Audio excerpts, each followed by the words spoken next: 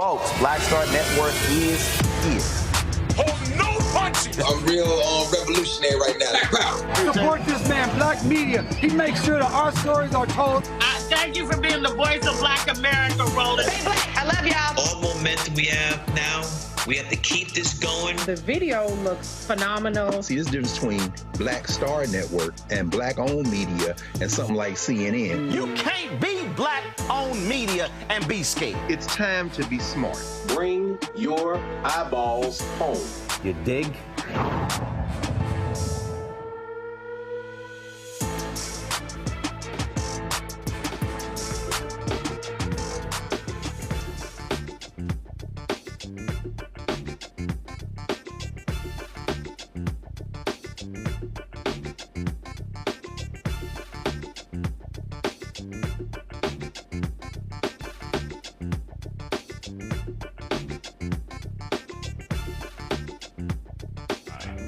I'm Ajike III, founder and CEO of Fanbase.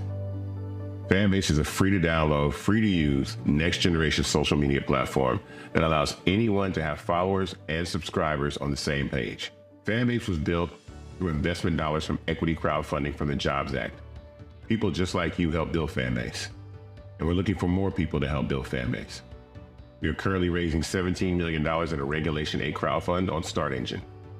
We've already crossed $2.1 million, but we're looking to raise more capital from people just like you that deserve the opportunity to invest in early stage startups without having to be accredited investors.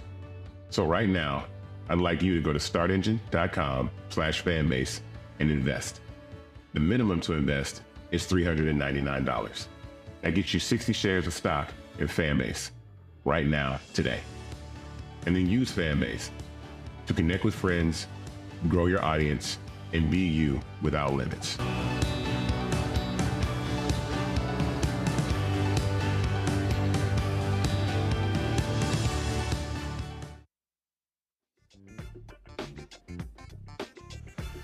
Today is Tuesday, November 28th, 2024. Coming up on Roland Martin Unfiltered, streaming live on the Black Star Network. Well, the usual drama with Trump continues. And guess what? One of his own people literally was trying to charge a potential Treasury Secretary for access to him. They're a band of crooks. He's also proposing tariffs on Canada and Mexico. That, of course, could lead to hikes for everyday goods. But I thought that's why y'all didn't want to vote for Vice President Kamala Harris. Okay. Economist Morgan Harper will be joining us. A Florida judge has sentenced a white woman to 25 years in prison for fatally shooting her black neighbor through a locked door. Conditions at a Virginia Supermax prison are so bad that there are reports of inmates burning themselves to get away from the abuse. Black lawmakers have condemned the conditions at Red Onion State Prison. I'll talk to one delegate who is calling for immediate changes. In today's Marketplace segment, we'll talk to a doctor who has created a skincare line with black folks in mind. It's time to bring the funk. I'm Roland Martin Unfiltered on the Black Star Network. Let's go. He's got it. Whatever the miss, he's on it. Whatever it is, he's got the scoop, the fact, the find. And when it breaks, he's right on time and it's rolling. Best believe he's knowing. Putting it down from sports to news to politics. With entertainment just for kicks, he's rolling. It's on go, roll, y'all. It's Roland Martin, rolling with Roland now. He's funk, he's fresh, he's real, the best, you know he's Roland Martin now.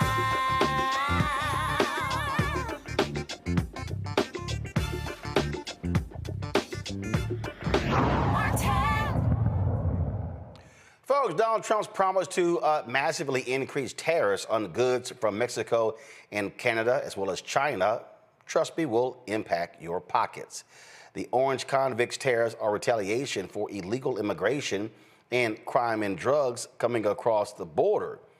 Now, of course, he also claims that it is fentanyl that is coming across the border illegally, even though it's Americans who are bringing fentanyl actually across the border.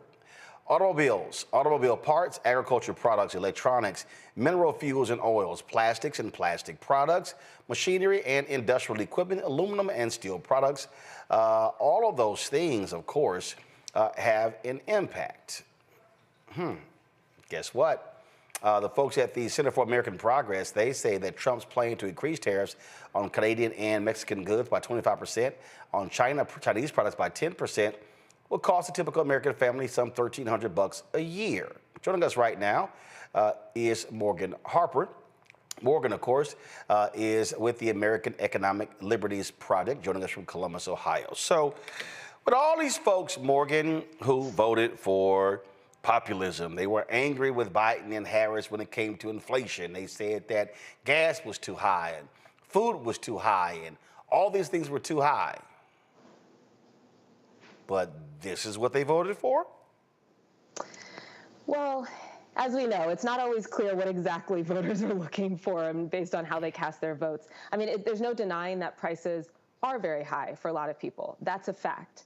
I think it's also important for people to know that in this tariffs discussion, a lot of the tariffs that we saw actually happened during the Biden administration, but they were different than what Trump is talking about here, and that they were strategically placed tariffs that were paired with industrial policy, meaning an investment in building up domestic production.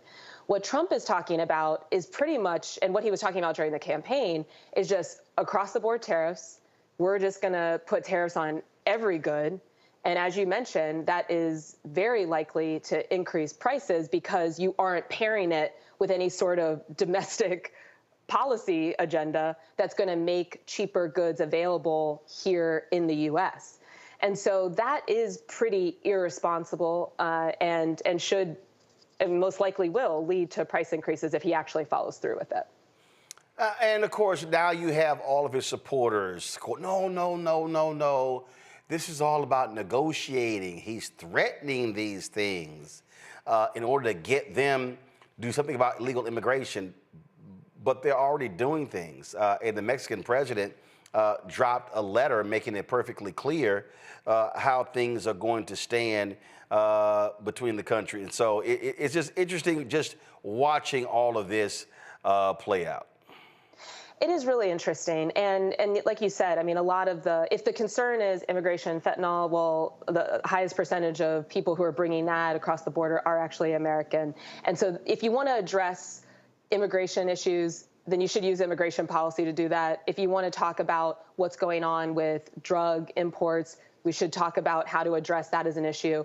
But bringing tariffs as a tool into trying to solve problems that have nothing to do with trade policy is pretty wild suggestions, and again likely to have some detrimental impacts on all of us as consumers. I would also note a couple of other developments that we've seen over the last few days and weeks since the election with the transition. I mean, one, the person that Donald Trump is recommending and nominating to lead the Commerce Department, to be the Secretary of Commerce, he's not just nominating that person to lead Secretary of Commerce, he's actually going to combine that position, or suggesting to combine that position with the responsibility that traditionally would fall with the U.S. Trade Representative, which is an office within the Commerce Department, but usually a different person.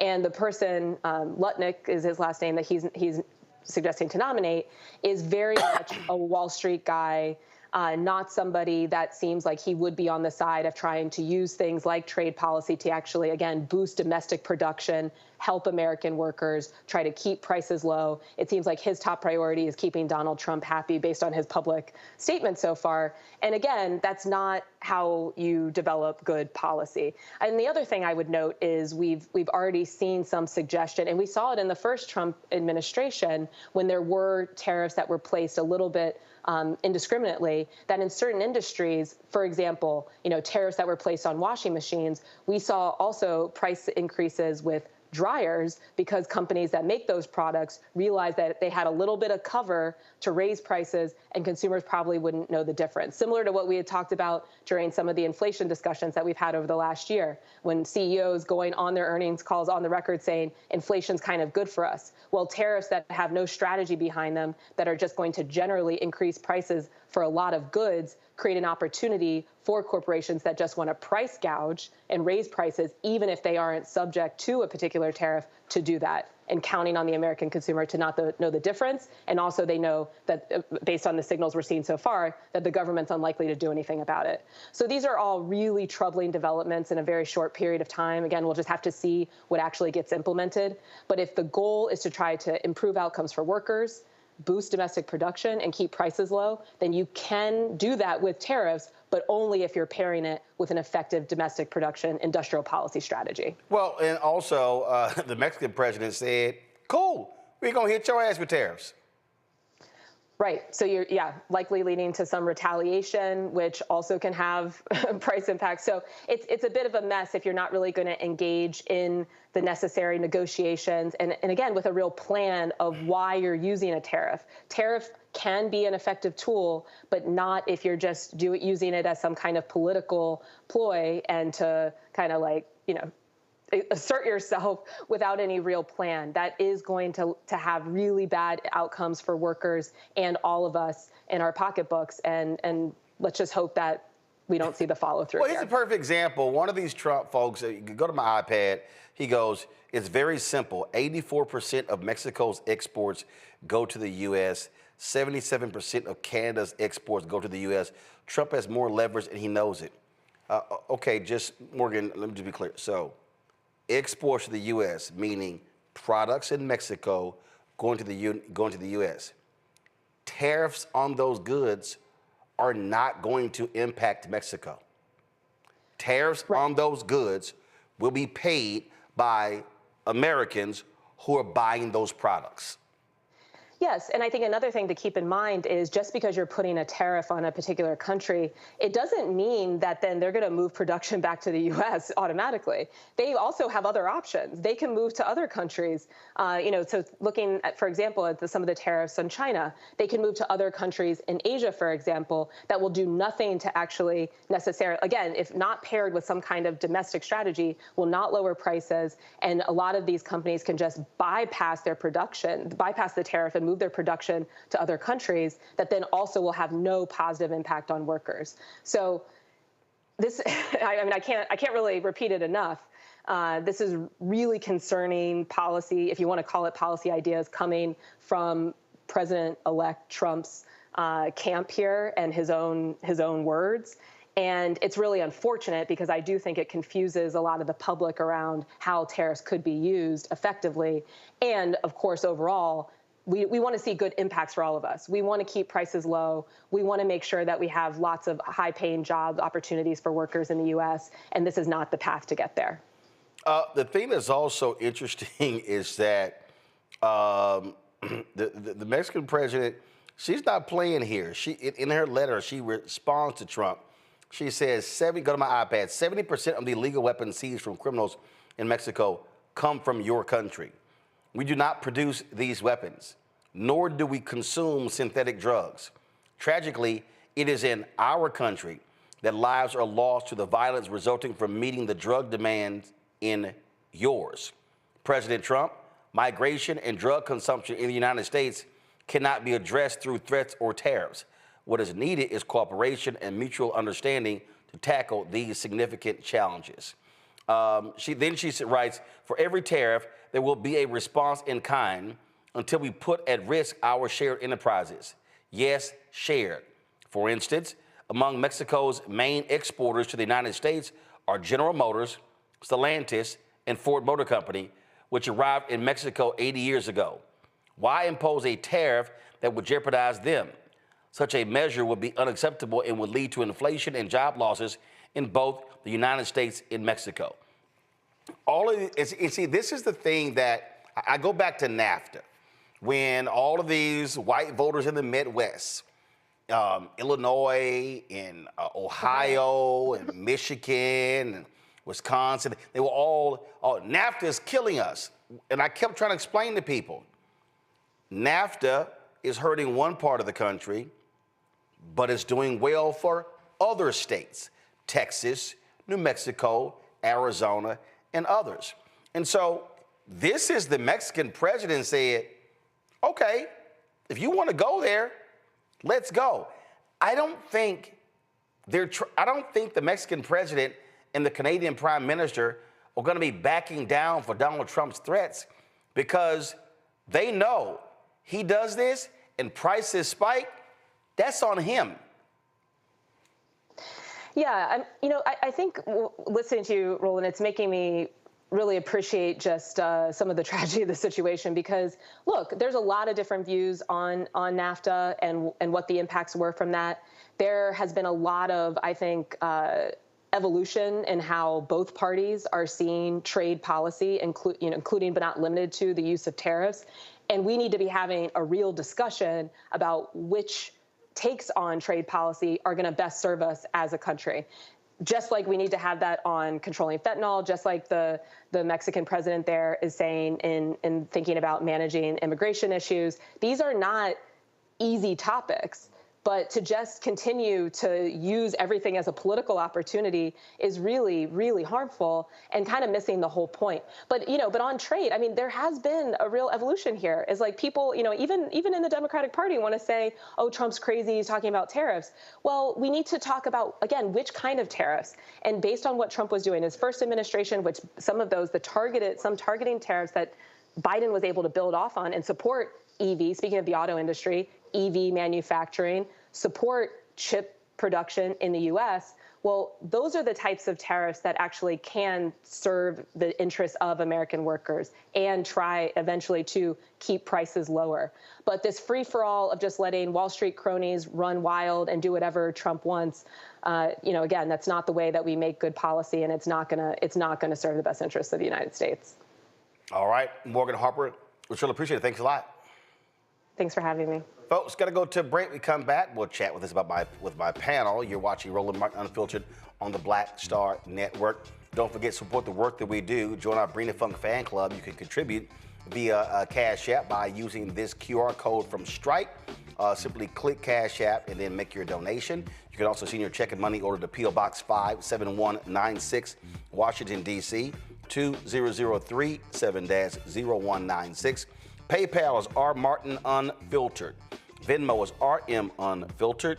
Zelle, Roland at RolandSMartin.com. Roland at RolandMartinUnfiltered.com. Don't forget, download the Black Star Network app, Apple phone, Android phone, Apple TV, Android TV, Roku, Amazon Fire TV, Xbox One, Samsung Smart TV. Also, be sure to get a copy of my book, White Fear, How the Browning of America is Making White Folks Lose Their Minds, available at bookstores nationwide. Also, be sure to get your merchandise, Roland Martin Unfiltered merchandise, including our new shirt. Don't blame me. I voted for the black woman.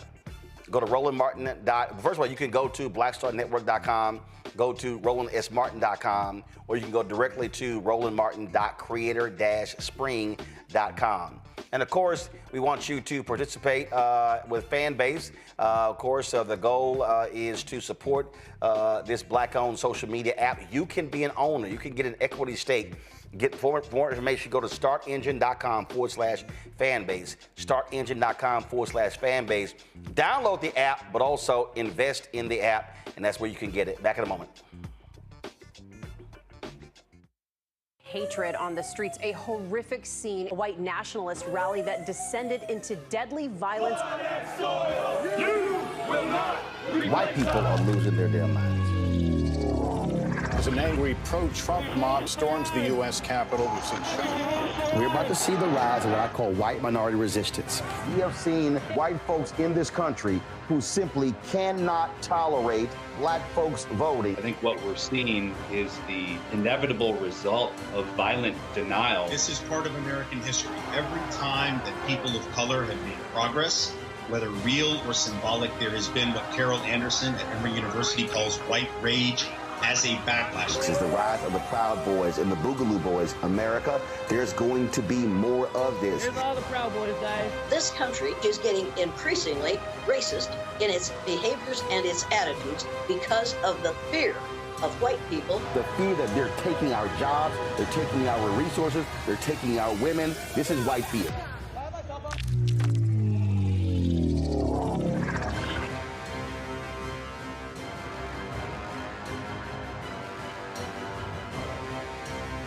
Coming soon to the Black Star Network.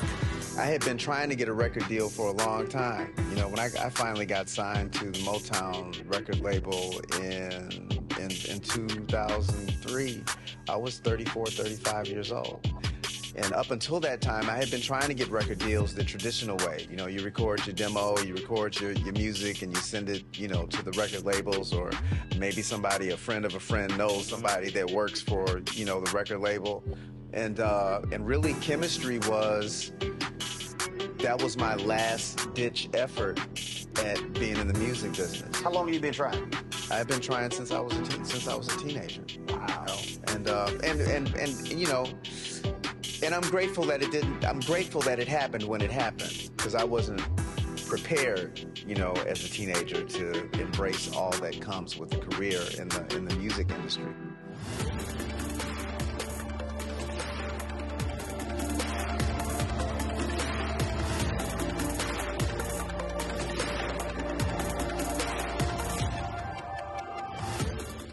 Look, Fanbase is more than a platform. It's a movement to empower creators, offering a unique opportunity for everyday people to invest in Black-owned tech, infrastructure, and help shape the future of social media. Investing in technology is essential for creating long-term wealth and influence in the digital age. The Black community must not only consume tech, we must own it. Discover how equity crowdfunding can serve as a powerful tool for funding Black businesses, allowing entrepreneurs to raise capital directly through their community through the Jobs Act.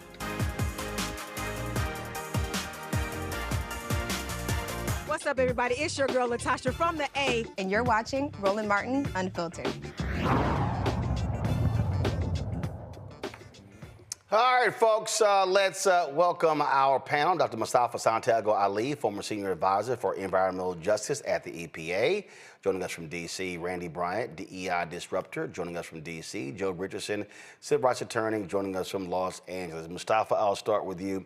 It is, I'm telling you, listen, y'all might as well get used to hearing Scarface's No Tears, because I'm going to be playing that a lot over the next 4 years. Donald Trump slaps these tariffs on these goods, and all of these people who are whining about prices under Biden-Harris, who are whining about inflation, who are whining about paying too much, I'm just going to sit here and say, what did the homeboy say? It's above me now. Yeah, I mean, that's real. And, you know, the interesting thing is that it's not like the economists waited until this moment to share with folks how this is such a bad idea. You know, they were sharing this information. The top economists were sharing that this was going to have significant impacts on our economy.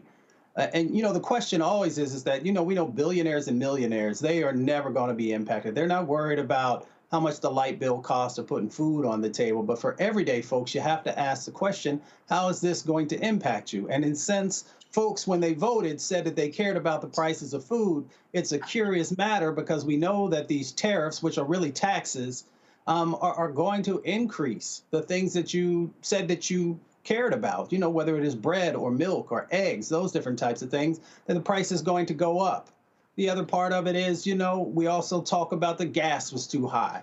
Well, we know that these tariffs also, economists have said, can add an additional 25 to 75 cents in a minimum way to what you're already paying. Of course, you know, the price of gas can even go up even higher. So the question becomes, moving outside of sort of looking at these issues in a vacuum, the other things that this Trump administration is talking about. So if you know that the prices of foods are already significantly higher, and then this will raise that price. And they also have said that the climate crisis, that they're no longer going to work on that. So we know that that will also increase the price of food. And we also know that they said they're going to round up a whole bunch of people who are in the agricultural industry and send them back home. So then once again, that's going to raise the price of food. So tariffs have a significant impact, and they also have ripples to all these other sets of actions that they said that they're going to do. It is, again, just surprising watching these people. And what they forget, Randy, they forget Trump did these tariffs when he was last there. And guess what? He destroyed soybean and other farms. The American taxpayers had to spend $25 billion in subsidies called welfare, to help them because of the tariffs. China didn't pay that. Americans did. Right. But when it comes to Trump, what I have found is that people have very short memories. I mean, when he left office, he had the ratings, the lowest ratings of any president ever. But people didn't remember that when they put him in office again. And so, again, just like you're saying, they have forgotten the tariffs he had before and what the effect was then.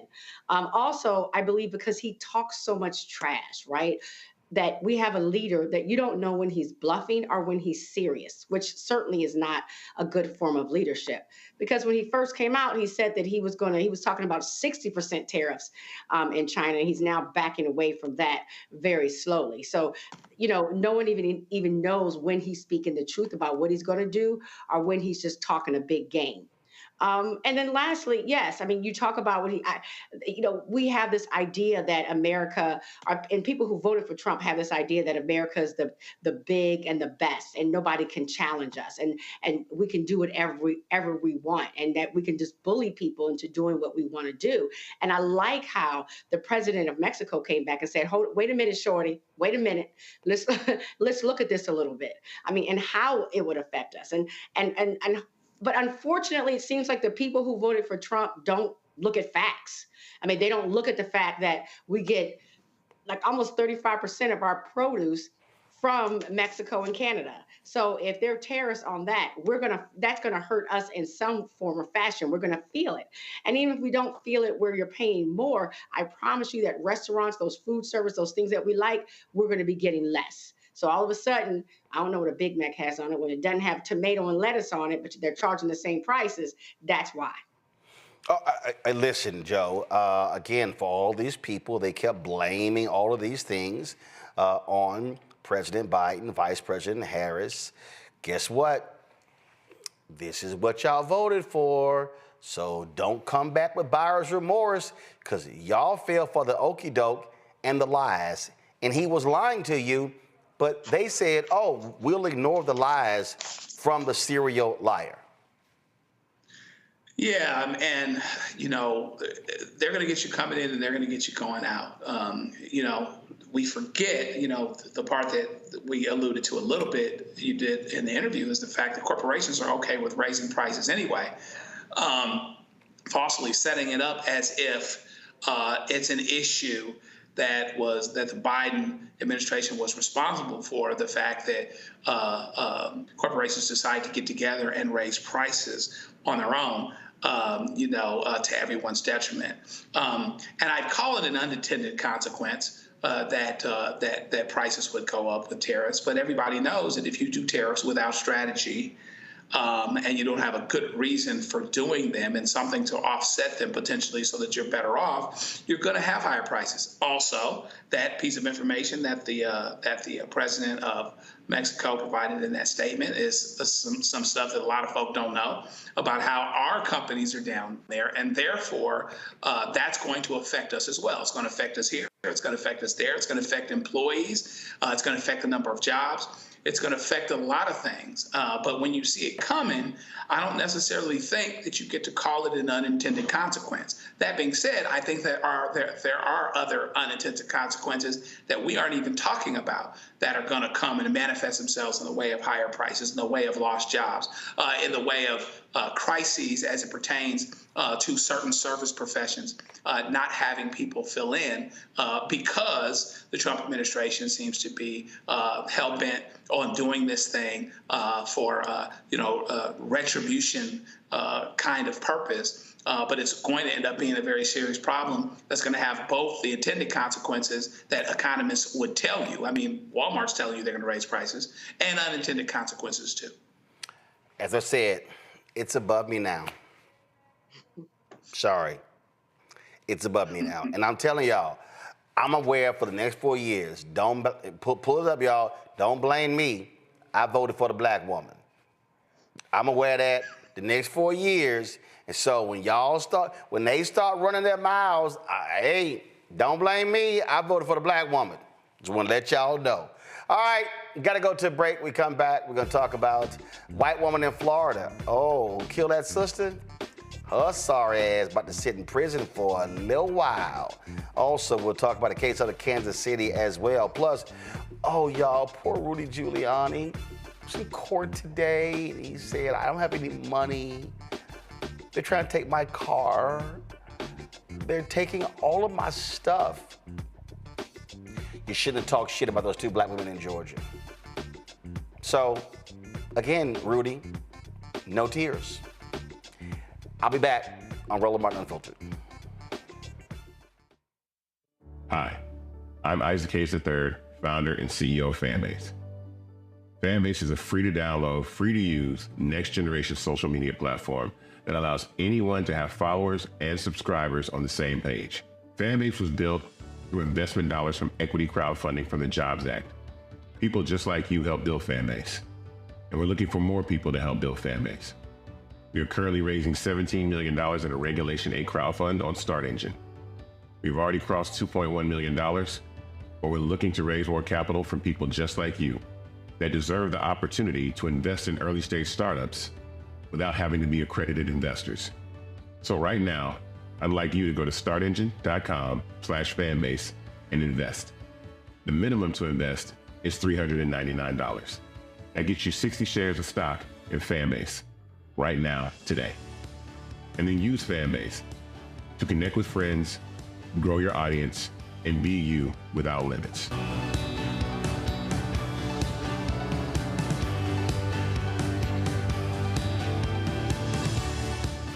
I'm Dr. Jackie Hood-Martin, and I have a question for you. Ever feel as if your life is teetering and the weight and pressure of the world is consistently on your shoulders? Well, let me tell you, living a balanced life isn't easy. Join me each Tuesday on Black Star Network for A Balanced Life with Dr. Jackie. We'll laugh together, cry together, pull ourselves together, and cheer each other on. So join me for new shows each Tuesday on Black Star Network, A Balanced Life with Dr. Jackie. Coming soon to the Black Star Network. I had been trying to get a record deal for a long time. You know, when I finally got signed to the Motown record label in 2003, I was 34, 35 years old. And up until that time, I had been trying to get record deals the traditional way. You know, you record your demo, you record your music, and you send it, you know, to the record labels, or maybe somebody, a friend of a friend, knows somebody that works for, you know, the record label. And really, chemistry was my last ditch effort at being in the music business. How long have you been trying? I've been trying since I was a teenager. Wow. You know? And you know, and I'm grateful that it didn't. I'm grateful that it happened when it happened, because I wasn't prepared, you know, as a teenager to embrace all that comes with a career in the music industry.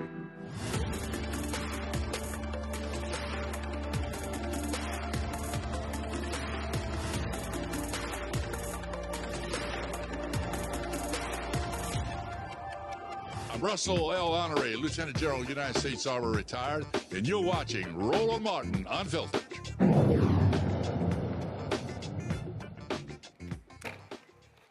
The white Florida woman who fatally shot her black neighbor through a closed door in June of 2023, about to sit her ass in prison for the next 25 years.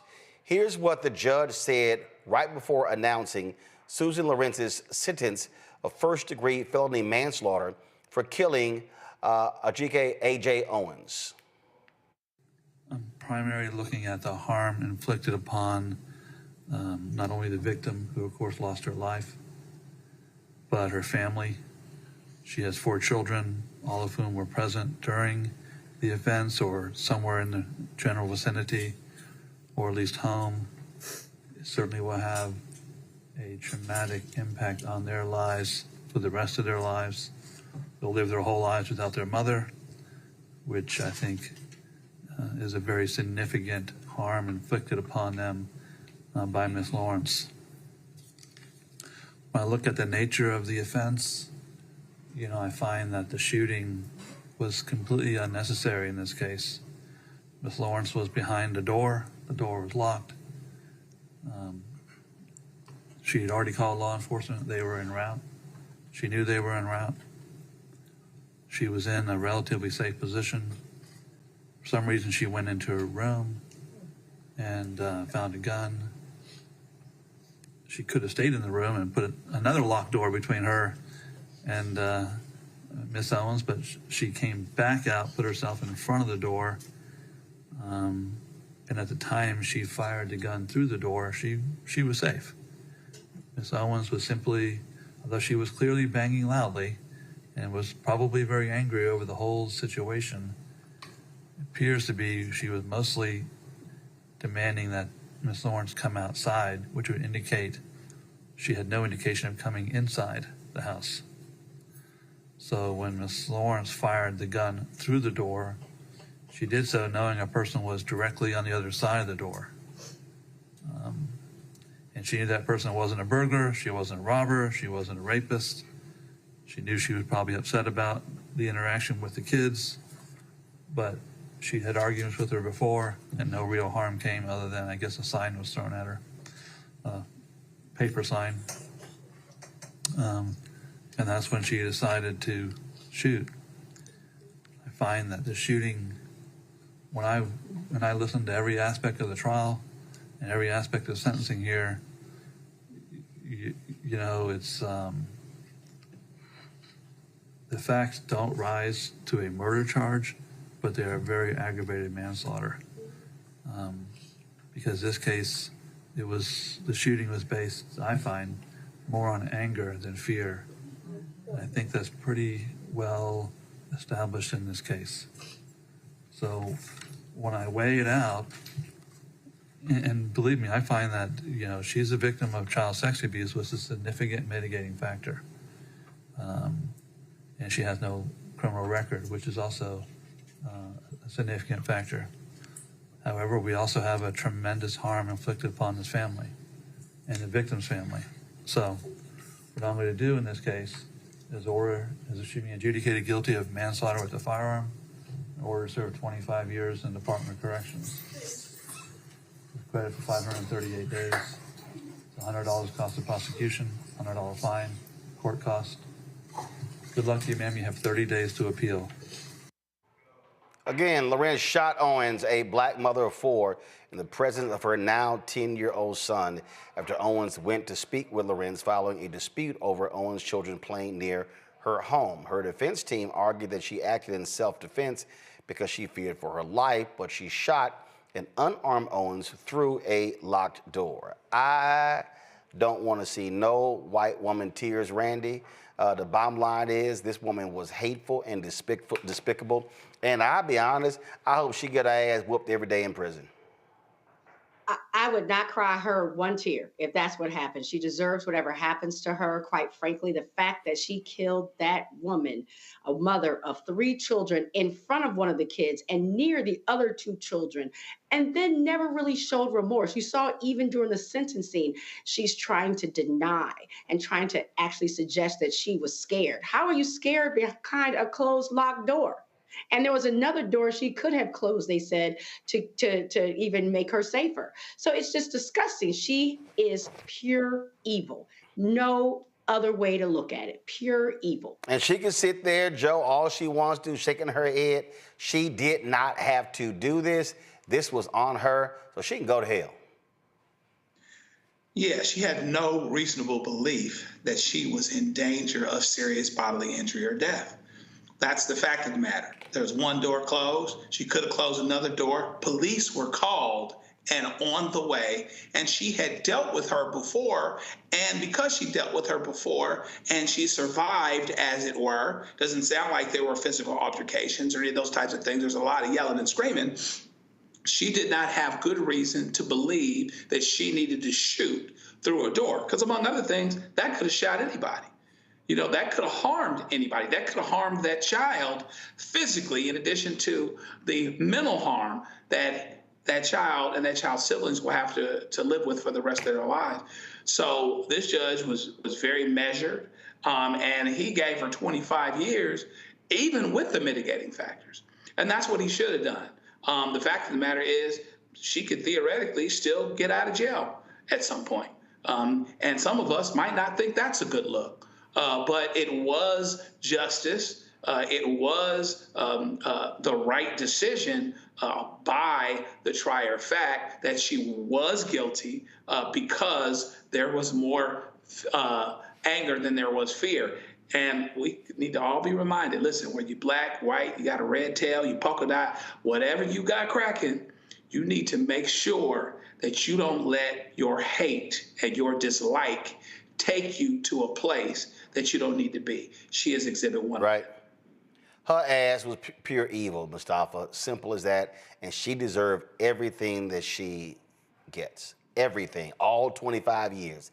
And again, if she get her ass whooped in prison, I really don't care. You know, there's that old adage, don't do the crime if you don't want to do the time. She made a choice.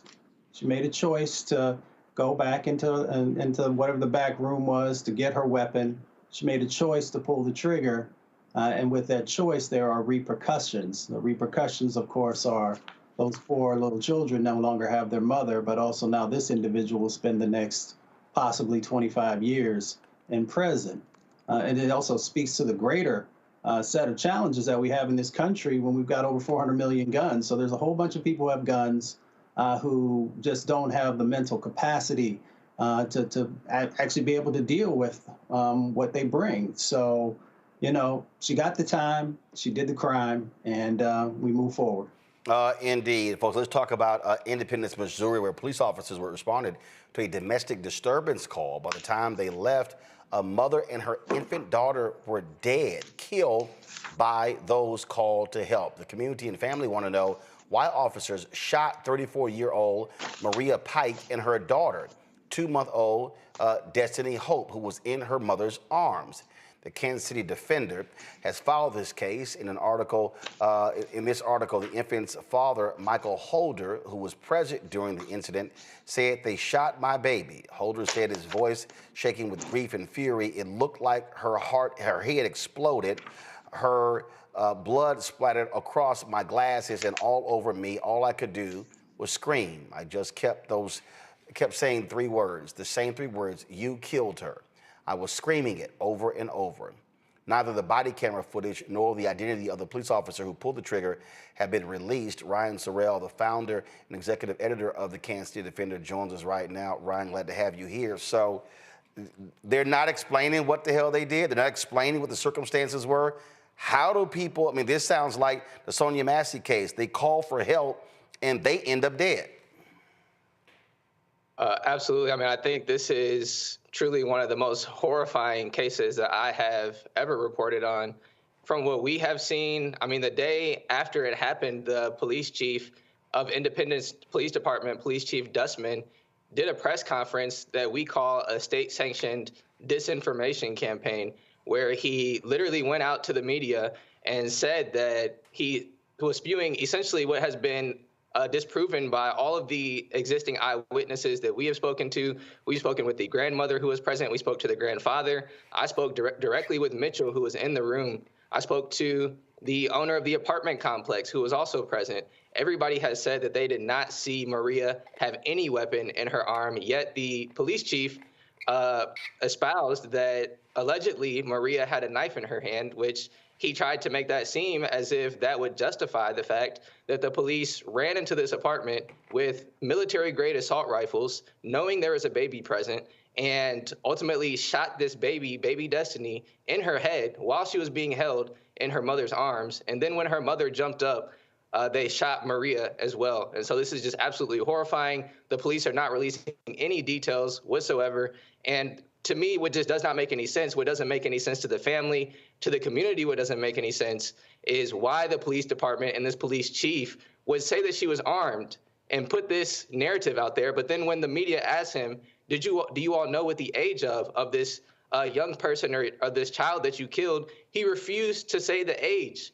He said, I'm not going to get into that. So why is he able to get into whether or not he says that she's armed, but he's not able to, and to this day, they still have not confirmed whether or not they killed this infant. And the only reason we know about it is because the family has told us.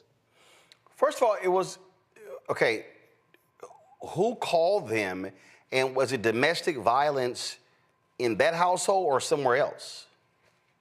Correct. Yes, it was so it pretty much all started when the grandmother, which is Mitchell. Mitchell is the father of baby Destiny, and Mitchell's mother, so the grandmother, was assaulted by Maria. Maria is the mother of baby Destiny. And so the grandmother goes outside, she calls the police, and she wants to press charges against Maria.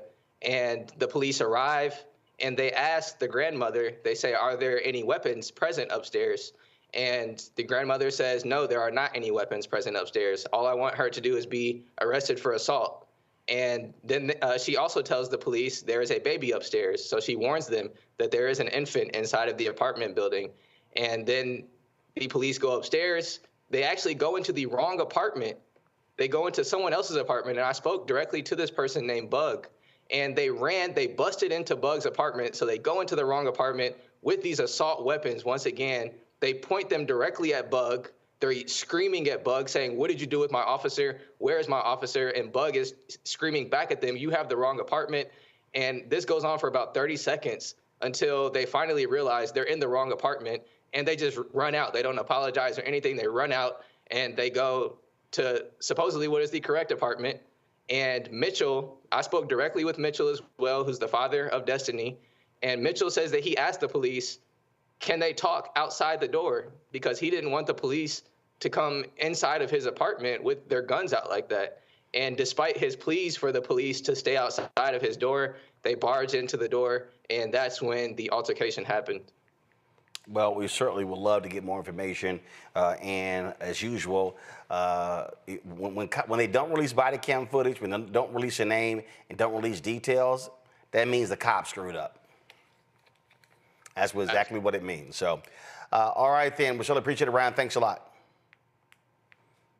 Folks, going to a break. We come back. Oh, Rudy Giuliani, y'all. He is crying. He just doesn't know what to do because they're taking all of his money. Well, that's what happens when you absolutely lie on Black Georgia workers. And then you keep defaming them. And then you keep defaming them.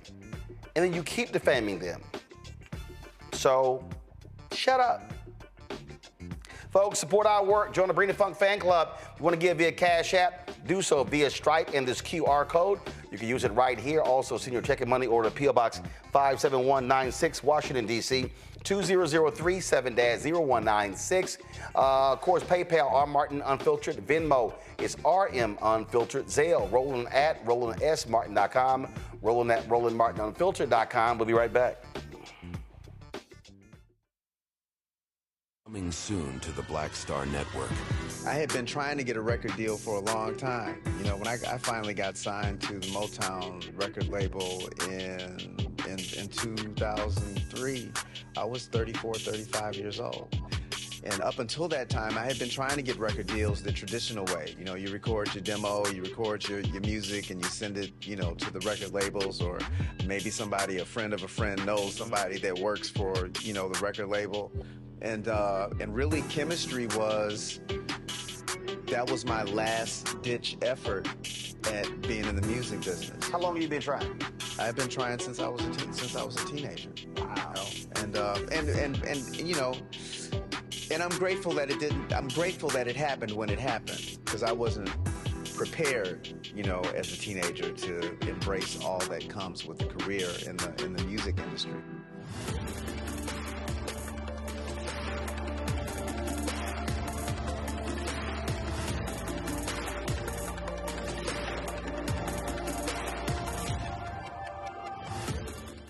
Y'all, look, Fanbase is more than a platform. It's a movement to empower creators, offering a unique opportunity for everyday people to invest in Black-owned tech, infrastructure, and help shape the future of social media.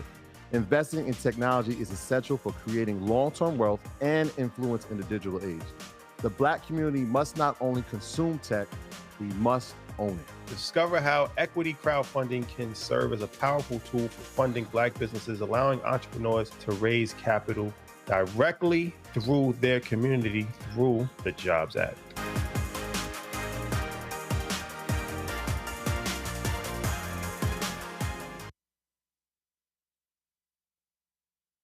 Hi, Hi, I'm Dr. Jackie Hood Martin, and I have a question for you. Ever feel as if your life is teetering and the weight and pressure of the world is consistently on your shoulders? Well, let me tell you, living a balanced life isn't easy. Join me each Tuesday on Black Star Network for A Balanced Life with Dr. Jackie.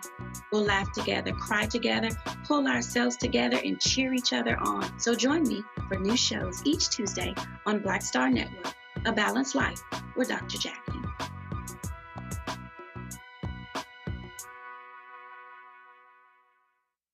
Hello, I'm Marissa Mitchell, a news anchor at Fox 5 DC. Hey, what's up? It's Tammy Roman, and you are watching Roland Martin Unfiltered.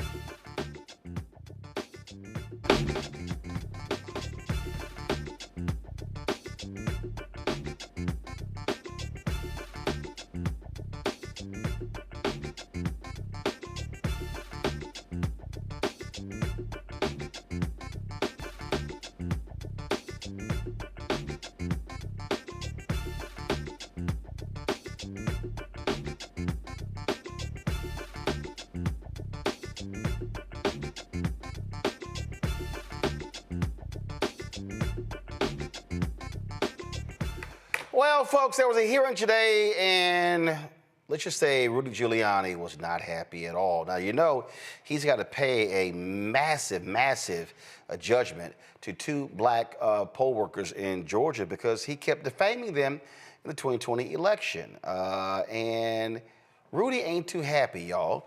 And the judge was kicking his ass today saying, where's the title for your Mercedes-Benz? And then he goes outside of court, and y'all, and listen to this. If y'all want to see white tears, check this out. Reality is, I have no cash. It's all tied up. So right now, if I wanted to call a taxi cab, I can't do it. I don't have a credit card. I don't have a checking account. I have no place I can go take cash out except a little bit that I saved, and it's getting down to almost nothing. I have a business. I can do business expenses, but I'm very careful about that because God forbid I should make a mistake between a personal and a business expense. Unlike Hunter Biden, I go to jail right away. Oh, really? So you think that that's going to work? Y'all, he started going at the judge. The judge was like, sit your ass down. Joe, no tears. Rudy Giuliani continually defamed these sisters, and now he's pissed because they snatching everything. His son, my dad's going to have to give up his World Series collections. Yes, bring that shit here. Oh, but his collection of watches, come on, bring that here. They taking everything, sell everything. Yo, leave his ass butt naked. Sell his suits, sell his shoes, sell everything. This is what you get when you show your ass and you act a fool. And they kept telling you, say, dog, stop lying. No, he kept lying. He kept lying. He kept defaming them. And what's so stupid? Trump owes this fool $3 million in legal fees. He still ain't paid. Well, guess what? If Trump cut his ass that check, Ruby get that money. Right. That's right. And so, yeah, he's in a little bit of a pickle, man. Sometimes, you know, the game is kind of tough that way. And so, yeah, no, not an ounce of sympathy. I don't know, maybe he thought he was Donald Trump or something, but at the end of the day, he got rolled up pretty good, and he doesn't deserve any sympathy. And really, you know, a lot of his family isn't really with him like that either. They're a little less than sympathetic, and they've been that way for a minute. Whether they wanted that ultimate fate for him at all or not, it was really out of their hands because this is a cause and effect. This is something that he did that, as my people would say, he ain't had no business doing, okay? Got busted on it and has an incredible judgment that he doesn't have the ability to pay, or at the least it starts with his possessions. And that's how it goes when you get yourself in so much trouble that you get a judgment that you can't cover. So I don't have an ounce of sympathy for him, and I hope they continue to juice him like a sun kiss. He's sitting here whining, Mustafa, because today's hearing is about setting a date for a January trial. And the judge jammed up saying, yo, man, why you didn't turn 1980 Mercedes over? And so he's mad. He's upset. I love this line from give me 1 second. The courtroom. I love all the different the sketch artists that took place. Yeah, let me see. Maybe I can show this to y'all. I love this here. He was so upset. This sketch artist right here just nailed it. Look at Rudy sitting there, just mad, all upset. Mustafa. Well, Rudy, guess what? You wrote checks. Now your ass couldn't cash. Now it's on you, player. Yeah, well, he's mad because his privilege didn't allow him to be protected in the way that he thought that it would. He thought that he could be able to do and say whatever he wanted, and there would be no repercussions for that. It's interesting because so many folks continue to focus on him. So one, it's interesting that his crew ain't showed up for him. Not only Donald Trump, but you've seen in the past when we've had these folks who are on the MAGA side of the equation, and when they do something, how all these people show up and pay their legal fees and all this other type of stuff. So that should also tell you something about how that group of people feel about him, that he is a detriment to the things that they're trying to do, even as egregious as they are. The other impact, or the other thing that you got to talk about, is that, these two black women who are doing their job, right, trying to make sure that democracy worked the way that it's supposed to work, this individual decided that he would both, help to perpetuate both physical and mental impacts on them. And he just kept fanning the flames and kept fanning the flames and kept fanning the flames. So, they're getting death threats. They're getting all these different types of things. They can't leave their homes. And then you've got the mental health aspect of that weight that they had to continue to carry. So every dollar that they are receiving, they deserve.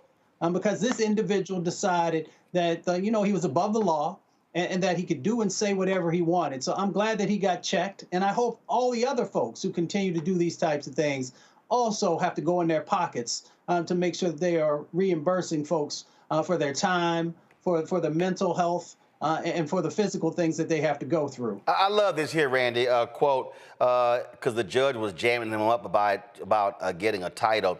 Your client is a competent person. He was the U.S. attorney in this district. The notion that he can't apply for a title certificate and then Giuliani then cuts him off. I did apply for it. What am I supposed to do? Make it up myself? Your implication that I have not been diligent about it is totally incorrect. Well, you made up stuff about the two workers. And then he cried poverty. I'm not impoverished. Everything I have is tied up. I don't have a car. I don't have a credit card. I don't have cash. And I love this sketch artist right here. Arms folded, all upset, mad, and angry. I don't know who that is. A black dude or was a white guy standing next to him. I don't know who that is. Then he claimed, first of all, he's very good at this. He claimed without providing evidence, someone had placed what he called a stop order on his Social Security account. And the judge said, I had enough of this. Judge said, next time, he's not going to be permitted to speak and the court will take action. Your client can either represent himself by counsel or appear pro se. He can't do both. And then the judge says the cars and the keys without the title is meaningless. Oh, and this is that Mercedes right here. So sorry, Rudy, you're going to have to suck this thing up. And then the judge denied his bid to push back a January 16th trial of whether he can hang on to some of his prized possessions. Remember, he also is appealing the case. He's been disbarred as well. And so, oh well, sorry, Randy. I have zero sympathy for that Trump suck-up. And it's very fascinating to watch someone crumble in front of us because he is so accustomed to privilege. This man is 80 years old, and for most of his life, he has gotten away with this sort of behavior because of privilege. And now he is becoming this victim in front of us, and we're supposed to feel sorry for him. I mean, I guess he expects some people to get a GoFundMe for his $148 million debt. But yeah, I think his gasket is flabbered. He just cannot believe this is happening to him. But he's getting exactly what he deserves to get. I am very proud of those two women for actually standing up and pressing charges, because a lot of people would not have. They would have complained about it, but they would not have said, we are going to file charges against this very powerful man. So good for him. And, I want to get my popcorn and watch him, cry and beg a little bit more. I love this here. He wants to delay the trial. It's supposed to be January 16th. And then his attorney said argument for delaying the trial was that he'd like the case to be resolved in time for him to attend the inauguration. And then Staten Island attorney Joseph Camarata claimed Giuliani has an involvement with the inauguration and that he regularly consults with Trump. The judge was like, I'm sorry, your social calendar does not represent good cause to grant a delay. Oh my goodness, I love it. That white privilege ain't working. That federal judge like, nah, player, we gonna have this trial January 16th. And your ass about to pay up. So I want these two sisters to snatch everything. In fact, I would love, because when they get their hands on his penthouse in New York, I say we throw a party in that bad boy. Mm-hmm. I say, that's real tough, I'm straight. Yeah, I will live stream. I will live stream a show in that sucker. I'm telling y'all right now. And then let's all drive around Georgia in that car. And so I take everything. Ruby and Shay, y'all hit me up. When y'all take custody of that apartment, I will do Roland Martin Unfiltered from that apartment. I'm just letting y'all know. I will happily do that. And I'll bring the DJ and everything. I'm just saying. All right, y'all. Let me go to a break. We come back. We're going to talk about just shameful conditions in a Virginia prison that has people demanding answers. So we'll talk about that. Lots more we're going to cover on the show. Also, marketplace segment. A sister out of New York, a doctor, has a new skincare product line that has black folks in mind. So we're going to break that thing down as well. Lots to discuss right here on Roland Martin Unfiltered right here on the Black Star Network. Back in a moment. Hi, I'm Ajike III, founder and CEO of Fanbase. Fanbase is a free-to-download, free-to-use, next-generation social media platform that allows anyone to have followers and subscribers on the same page. Fanbase was built through investment dollars from equity crowdfunding from the Jobs Act. People just like you help build Fanbase, and we're looking for more people to help build Fanbase. We are currently raising $17 million in a Regulation 8 crowdfund on Start Engine. We've already crossed $2.1 million, but we're looking to raise more capital from people just like you that deserve the opportunity to invest in early-stage startups without having to be accredited investors. So right now, I'd like you to go to startengine.com/fanbase and invest. The minimum to invest is $399. That gets you 60 shares of stock in Fanbase right now, today. And then use Fanbase to connect with friends, grow your audience, and be you without limits.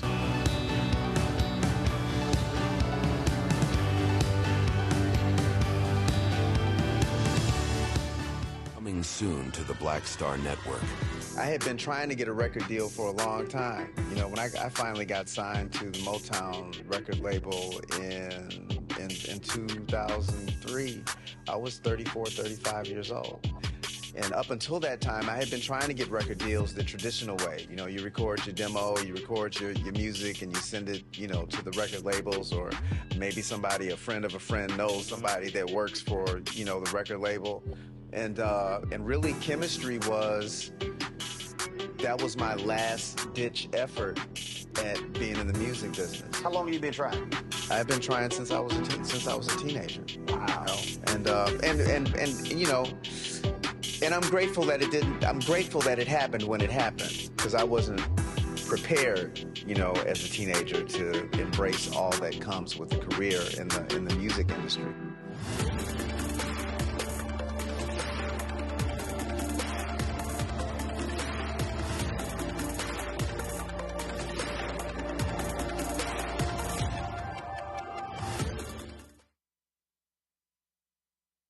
This is Reggie Rock Byford.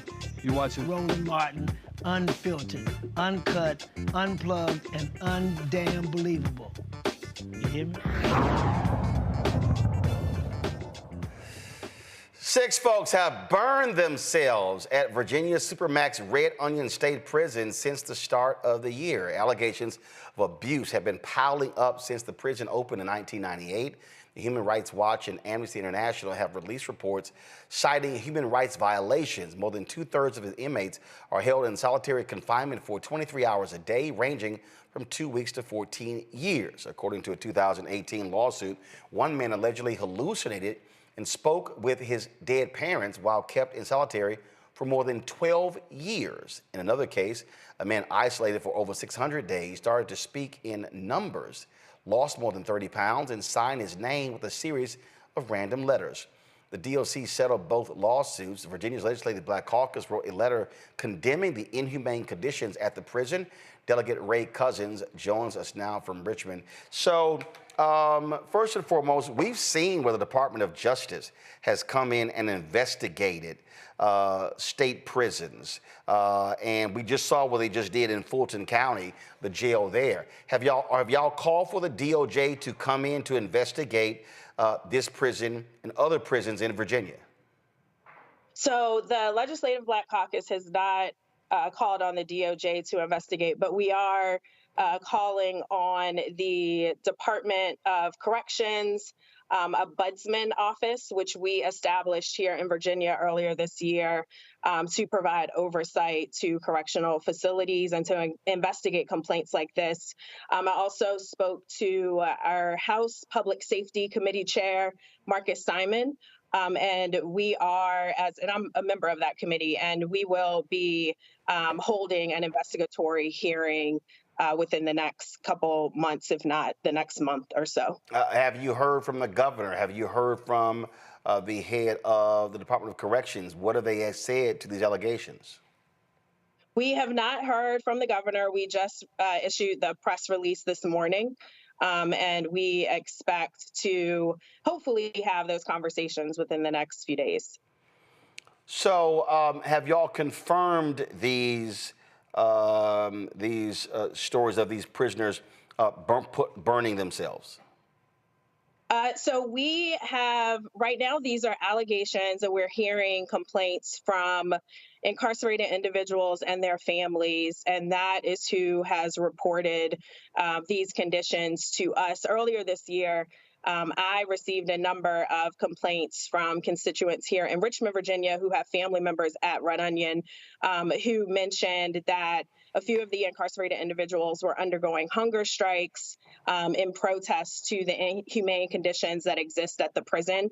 And then more recently, we've received reports about incarcerated individuals lighting themselves on fire in protest. And so these are still very fresh and new allegations, and we are working to get to the bottom of that. We're calling on the governor. We're calling on the Virginia Department of Corrections, Director Dotson. Also, as I mentioned, the Ombudsman's office that we established here to investigate these allegations. Whose district is this prison in, and what does that representative had to say? So this prison is located in Southwest Virginia. It's actually on Red Onion Mountain. We have not heard from the representative who actually represents that area, but we do know that a majority of the incarcerated individuals there are either from the city of Richmond, which I represent, along with 2 other delegates, 2 state senators, and I believe the Hampton Roads area.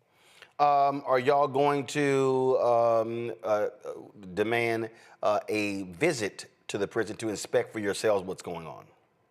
Yes, and I will say Director Dotson And the Virginia Department of Corrections generally has encouraged us to visit Red Onion. I know a few of my colleagues visited earlier this year. And so we definitely want to have a visit and just see for ourselves, have an opportunity to speak to the staff, to also speak to inmates, just to, get to the bottom of this and figure out what's going on there. Well, we certainly appreciate you joining us, and we'll look forward to see what happens next. Thank you. Joe, what we just heard there, this is a perfect example of one thing that we are going to desperately miss with the Biden-Harris administration. They have been very aggressive at investigating city, county, and state jails and prisons. And look, I don't think for a second you're going to see the same diligence from these Trump yahoos. Anything on the law enforcement side, from consent decrees to prison conditions, those things are going to be investigated less, if at all, frankly, because their feeling is that there's no sympathy for those types of things anyway. But even prisoners have rights. They have rights by the Constitution. There's a constitutional ban against cruel and unusual punishment. There are prisoners have rights, and so therefore this is something that we're going to miss, because a lot of this will not be prioritized. It will be deprioritized, and the worst part of it is there are investigations that are underway that have been started. Like, you start something in the next couple months. I hate to be less than sympathetic or pessimistic, but you start something in the next couple months on this thing that's not state-based, then, it's going to get reversed in January anyway. And so this is going to be one of the areas in which we will desperately miss the Biden administration, because they really went out of their way to try to find these types of problems, deal with them, and force the agencies to be accountable, which would include monitoring changes that they promised to make. So we will miss that. Randy? It's very concerning, because what you realize is that, one, when you have a prison guard, the qualifications for them to have these jobs are pretty minimal, and they're not tested to see what there's not a psychological test to see where they are. So some people take these jobs really with the focus on being able to assert some sort of cruelty on people. And they do not see these prisoners as people. So it's very scary that there will be no oversight to ensure that these people, very real people, are at least treated with a level of humanity, just like you said. Mustafa? I mean, the state prison system is, it holds the largest amount of people. Almost 1 million folks are incarcerated in the state prison system. So we should just understand, the totality of how many folks are being impacted here. And then the other thing is that folks have continued to whittle away at the resources that are necessary to make sure that when someone is incarcerated, that they have the opportunity to come out better off than when they went in. And I believe, and folks should fact check this, that Ben Klein is actually the individual, I think it's the 6th district down there in Virginia, and he actually sits on the Judiciary Committee. So, they should be taking a look at what's going on in this particular situation and others across the country. So we've known for quite a while that our state prison system has many cracks in it. Some would say that it's broken. But unfortunately, we probably over the next 4 years will not have an administration that actually wants to do what's necessary to fix this. All right, folks, got to go to break. We come back. Walmart scraps its DEI program. We told y'all this was going to happen. We warned y'all these things were going to happen, and so we're going to talk about it as well. And so can't wait to do that. I know Randy got a couple of things to say about that. All right, folks, support the work that we do. This is also one of the reasons why, because these companies, look, Walmart ain't never took an ad out with us. And don't think we haven't tried. Publicis was their ad agency, and they ain't done a damn thing with us. So here you go. So, but this is how these companies are. So I guess they definitely not going to be doing anything now just say Shuttering DEI. Support us, of course, via Cash App. You can give via the Stripe app. Use the QR code right there. Send your check and money order. P.O. Box 57196. Washington, D.C. 20037-0196. PayPal is R Martin Unfiltered. Venmo is RM Unfiltered. Zelle, Roland at RolandSMartin.com. Roland at RolandMartinUnfiltered.com. We'll be right back. What's up, y'all? Look, Fanbase is more than a platform. It's a movement to empower creators, offering a unique opportunity for everyday people to invest in Black-owned tech, infrastructure, and help shape the future of social media. Investing in technology is essential for creating long-term wealth and influence in the digital age. The Black community must not only consume tech, we must own it. Discover how equity crowdfunding can serve as a powerful tool for funding Black businesses, allowing entrepreneurs to raise capital directly through their community through the Jobs Act.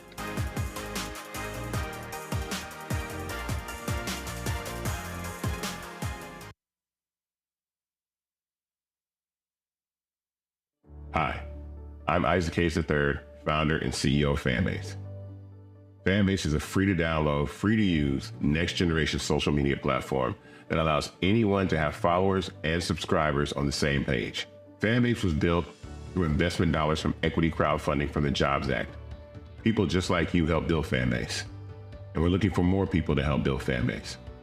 We are currently raising $17 million in a Regulation A crowdfund on Start Engine.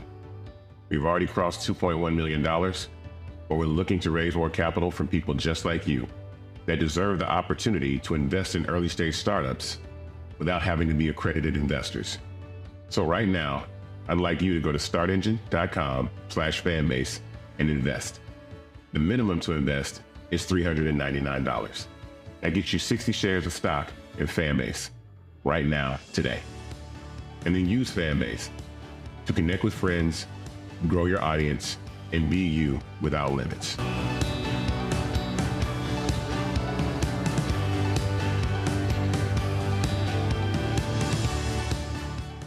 This is Tamala Mann. And this is David Mann. And you're watching Roland Martin Unfiltered.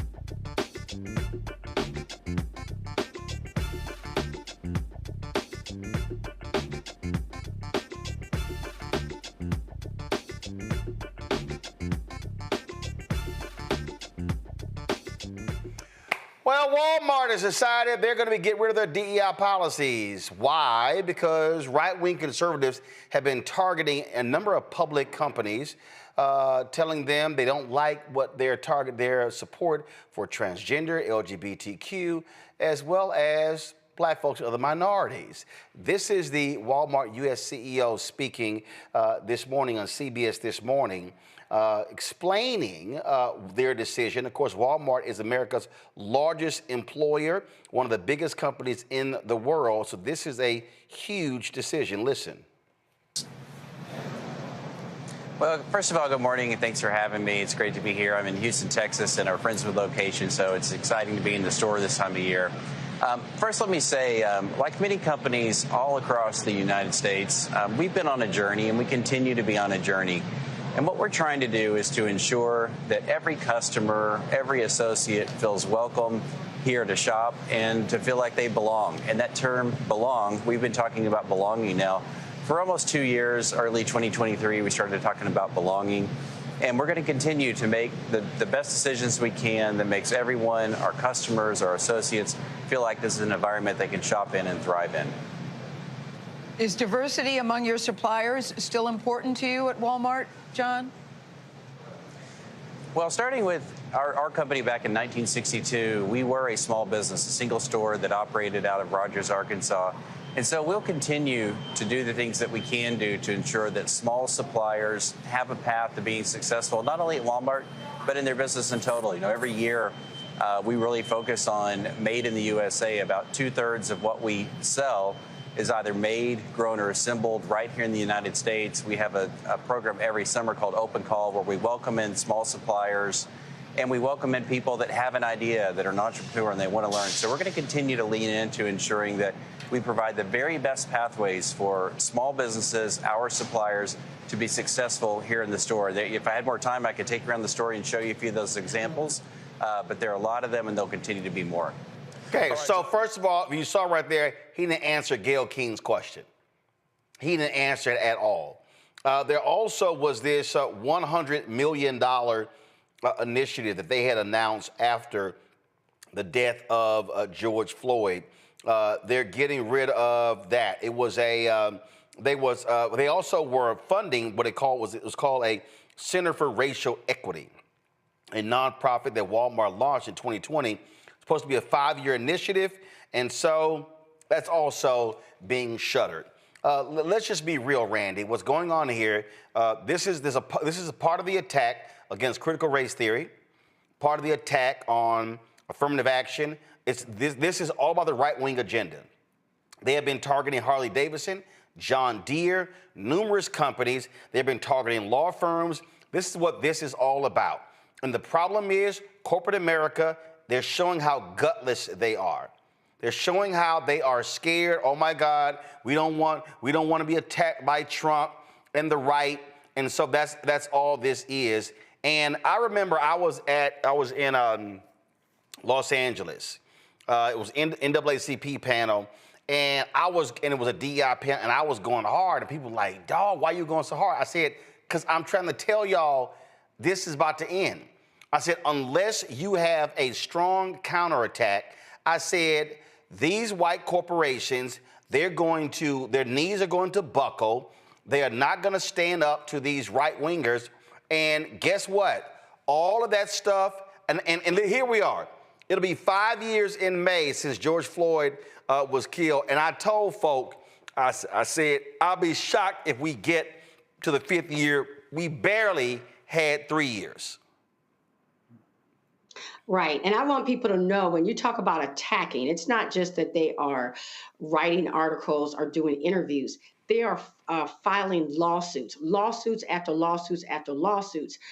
These small law firms, but they're powerful, are filing these lawsuits that companies then have to fight against, saying that woke policies or any DEI initiatives are in fact discriminatory, which is completely the opposite of what the problem is. DEI was there to fix discriminatory problems, but they have flipped it around and are using again the term reverse reverse discrimination, reverse racism, which is no such thing as reverse racism. It's not even a real concept. It does not exist. But this is what is the problem.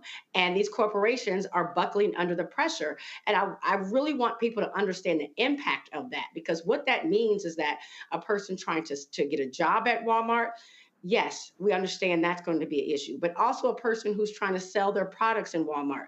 They are not going to actively seek out or retain the people they have now that are under any underrepresented group. That's women, that's LGBTQIA, that's Black, Latino, that's Asian, that's people with disabilities, that's women.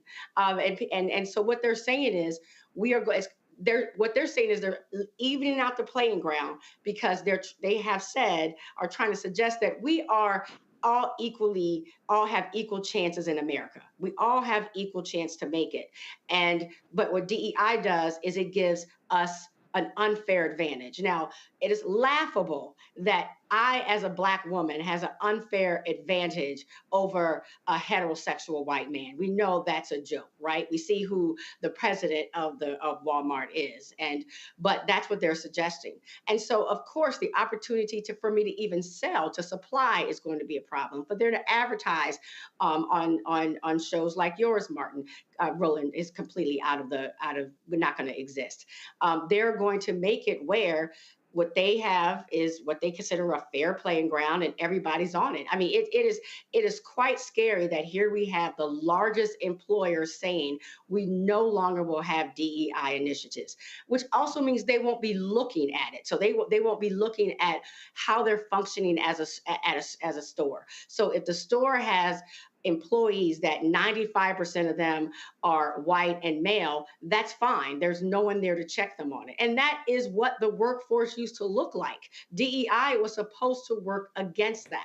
That was the only reason that it was formed, is because of biases, people hire like people. And because of our history in this country, most of the people in charge are cishet white males, and they hire white males, and they do business with white males, and they bring in suppliers that are white males, and they pay more to white males. What they're saying though is, no, we now as white males feel as if we've been discriminated against just for the little slice of pie that these DEI initiatives offer to people. And so we'll sue you if they continue. Also, what's scary is that they're wiping out any kind of education. So you're going to have a workforce of people who are not educated on how to deal with people that are different from them. And so the workforce, I promise you, will be hostile.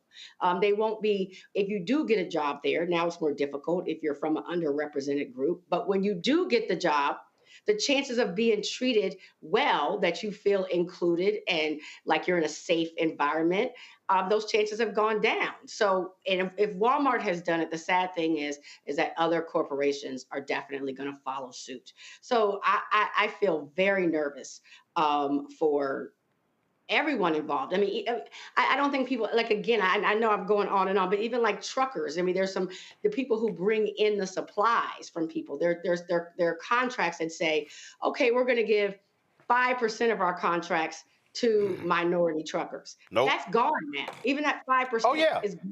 And so it wasn't like we were getting much in the first place, but it's now non-existent. And even the term DEI, they can't even use the term. They have made it where it cannot be used in any materials or discussed at all. And the term Latinx. If you want to talk about the level of control that these law firms that are doing these lawsuits are having, they're making them so scared to even say the word, much less implement policies. It's dangerous. And, we really need to start having some discussions as Black organizations and as individuals of how we counteract this. This is all because this right-winger right here, Robbie Starbuck, hit them last week and said, I'm going to be releasing a story on all of your woke policies. And so right here, last week I told execs at Walmart that I was doing a story on wokeness there. Instead, we had productive conversations to find solutions. And so Walmart totally caved. Walmart will no longer participate in the human rights campaign's what they call woke corporate equality index. Products. Monitor the Walmart marketplace to identify and remove inappropriate sexual and or transgender products marketed to children. Review all funding of Pride and other events to avoid funding inappropriate sexualized content targeting kids. Y'all, let me be real clear. This ain't just about transgender, y'all. They want them to stop funding black groups as well. Walmart not extending their racial equity center. Supposed to be 5 years, didn't even get to the 4th year. Look at this here. We will evaluate supplier diversity programs and ensure they do not provide preferential treatment and benefits to suppliers based on diversity. We don't have quotas and won't going forward. Financing eligibility will no longer be predicated on providing certain demographic data. Do y'all see? Walmart will no longer use Latinx. Walmart will discontinue racial equity training through the Racial Equity Institute. Walmart will discontinue the use of DEI as a term while assuring a respectful and supportive environment. Our focus is on belonging for all associates and customers. Total bullshit. And so here's a company, y'all. And again, they're gloating.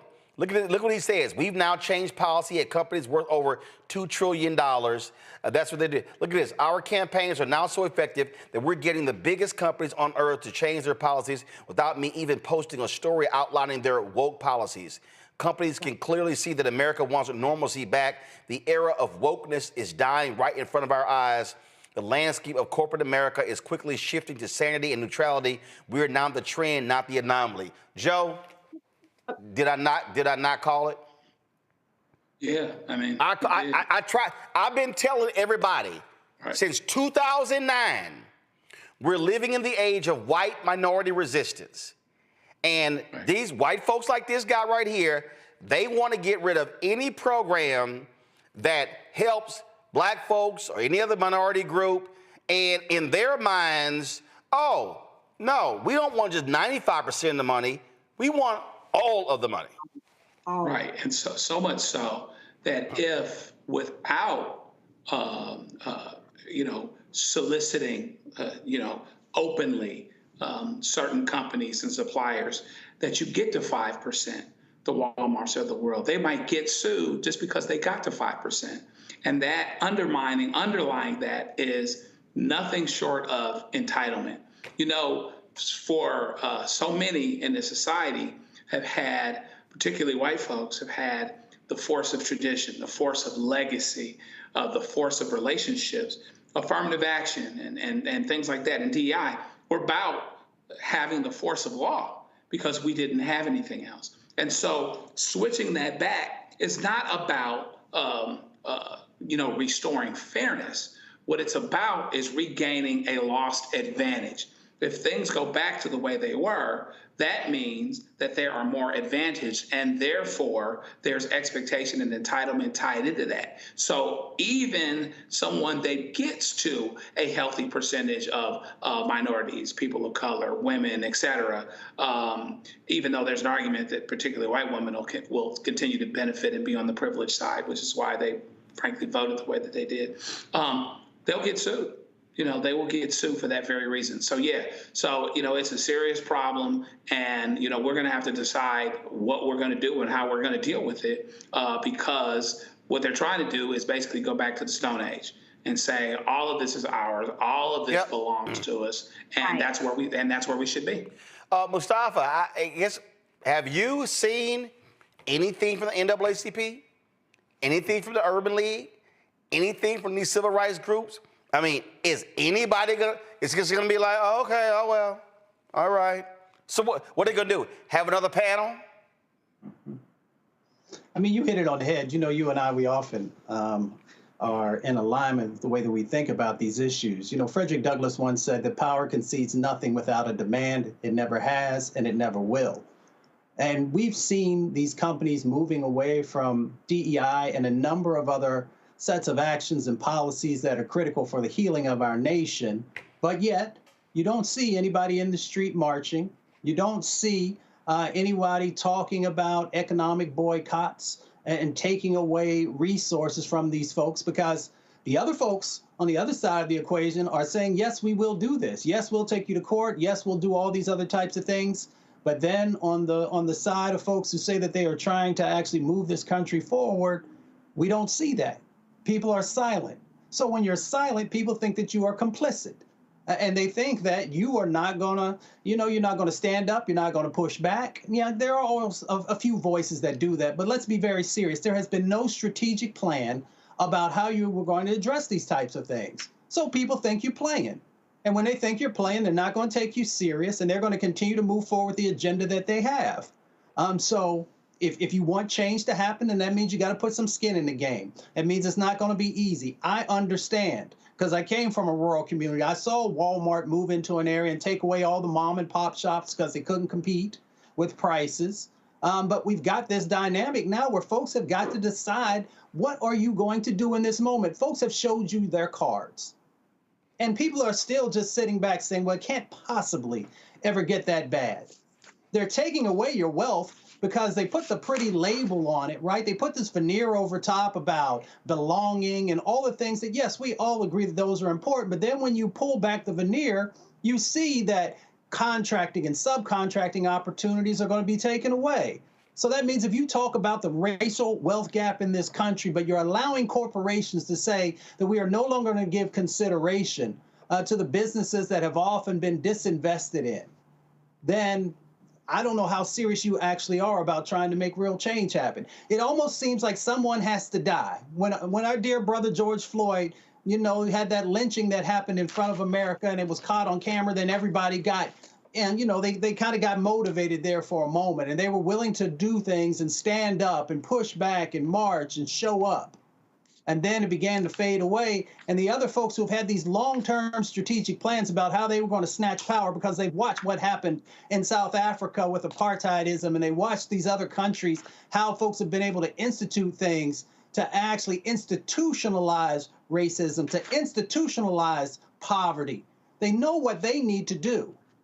But yet we still sit back like they're not going to take it as far as they are. They even put Project 2025 in front of your face, and people didn't even take that serious. And now here in a few weeks, you're going to see how real it really is. So this is just another piece of the puzzle that they're putting together to weaken you, not just in this moment, but they're looking at decades to come, because they understand what happens with the browning of America. It's in your book.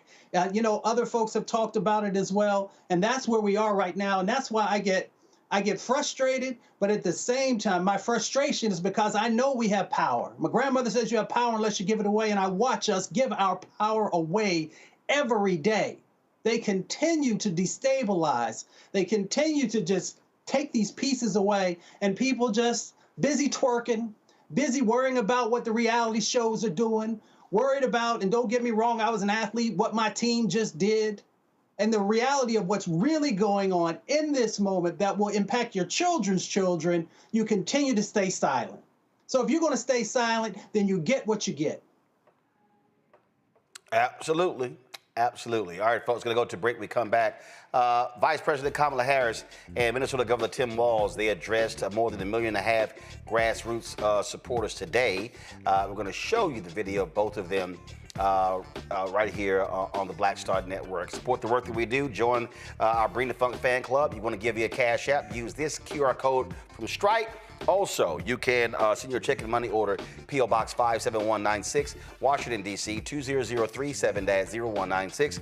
PayPal is R. Martin Unfiltered. Venmo is RM Unfiltered. Zelle, Roland at RolandSMartin.com. Roland at RolandMartinUnfiltered.com. Back in a moment. Coming soon to the Black Star Network. I had been trying to get a record deal for a long time. When I finally got signed to the Motown record label in 2003, I was 34, 35 years old. And up until that time, I had been trying to get record deals the traditional way. You record your demo, you record your music, and you send it, to the record labels, or maybe somebody, a friend of a friend, knows somebody that works for, the record label. And really, chemistry was my last ditch effort at being in the music business. How long have you been trying? I've been trying since I was a teenager. Wow. And I'm grateful that it didn't. I'm grateful that it happened when it happened, because I wasn't prepared, you know, as a teenager to embrace all that comes with a career in the music industry.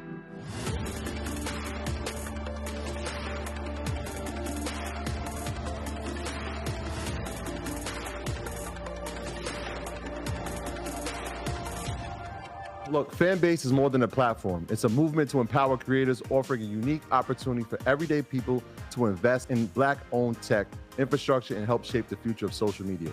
Investing in technology is essential for creating long-term wealth and influence in the digital age. The Black community must not only consume tech, we must own it. Discover how equity crowdfunding can serve as a powerful tool for funding Black businesses, allowing entrepreneurs to raise capital directly through their community through the Jobs Act.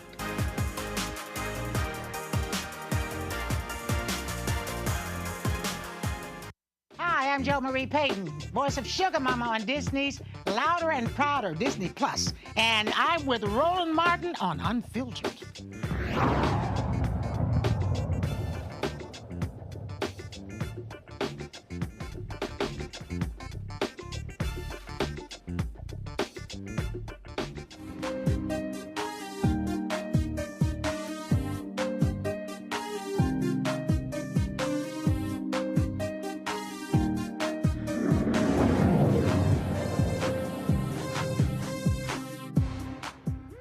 North Carolina HBCU is cutting half of its employees to reduce expenses by about $17 million. St. Augustine's University is eliminating 67 staff positions, and some programs will be discontinued. In addition to cutting staff positions, the university plans to terminate 37 full-time faculty jobs and 32 adjunct faculty roles and discontinue certain under-enrolled programs. Over the last year, SAU has had to take substantial measures to stay afloat financially, including taking out a $7 million loan from Gothic Ventures to repay several of its debts. The loan terms include a 26% interest rate, and the school could lose property if it defaults. A 26% interest rate? Geez, that's like a damn loan shark.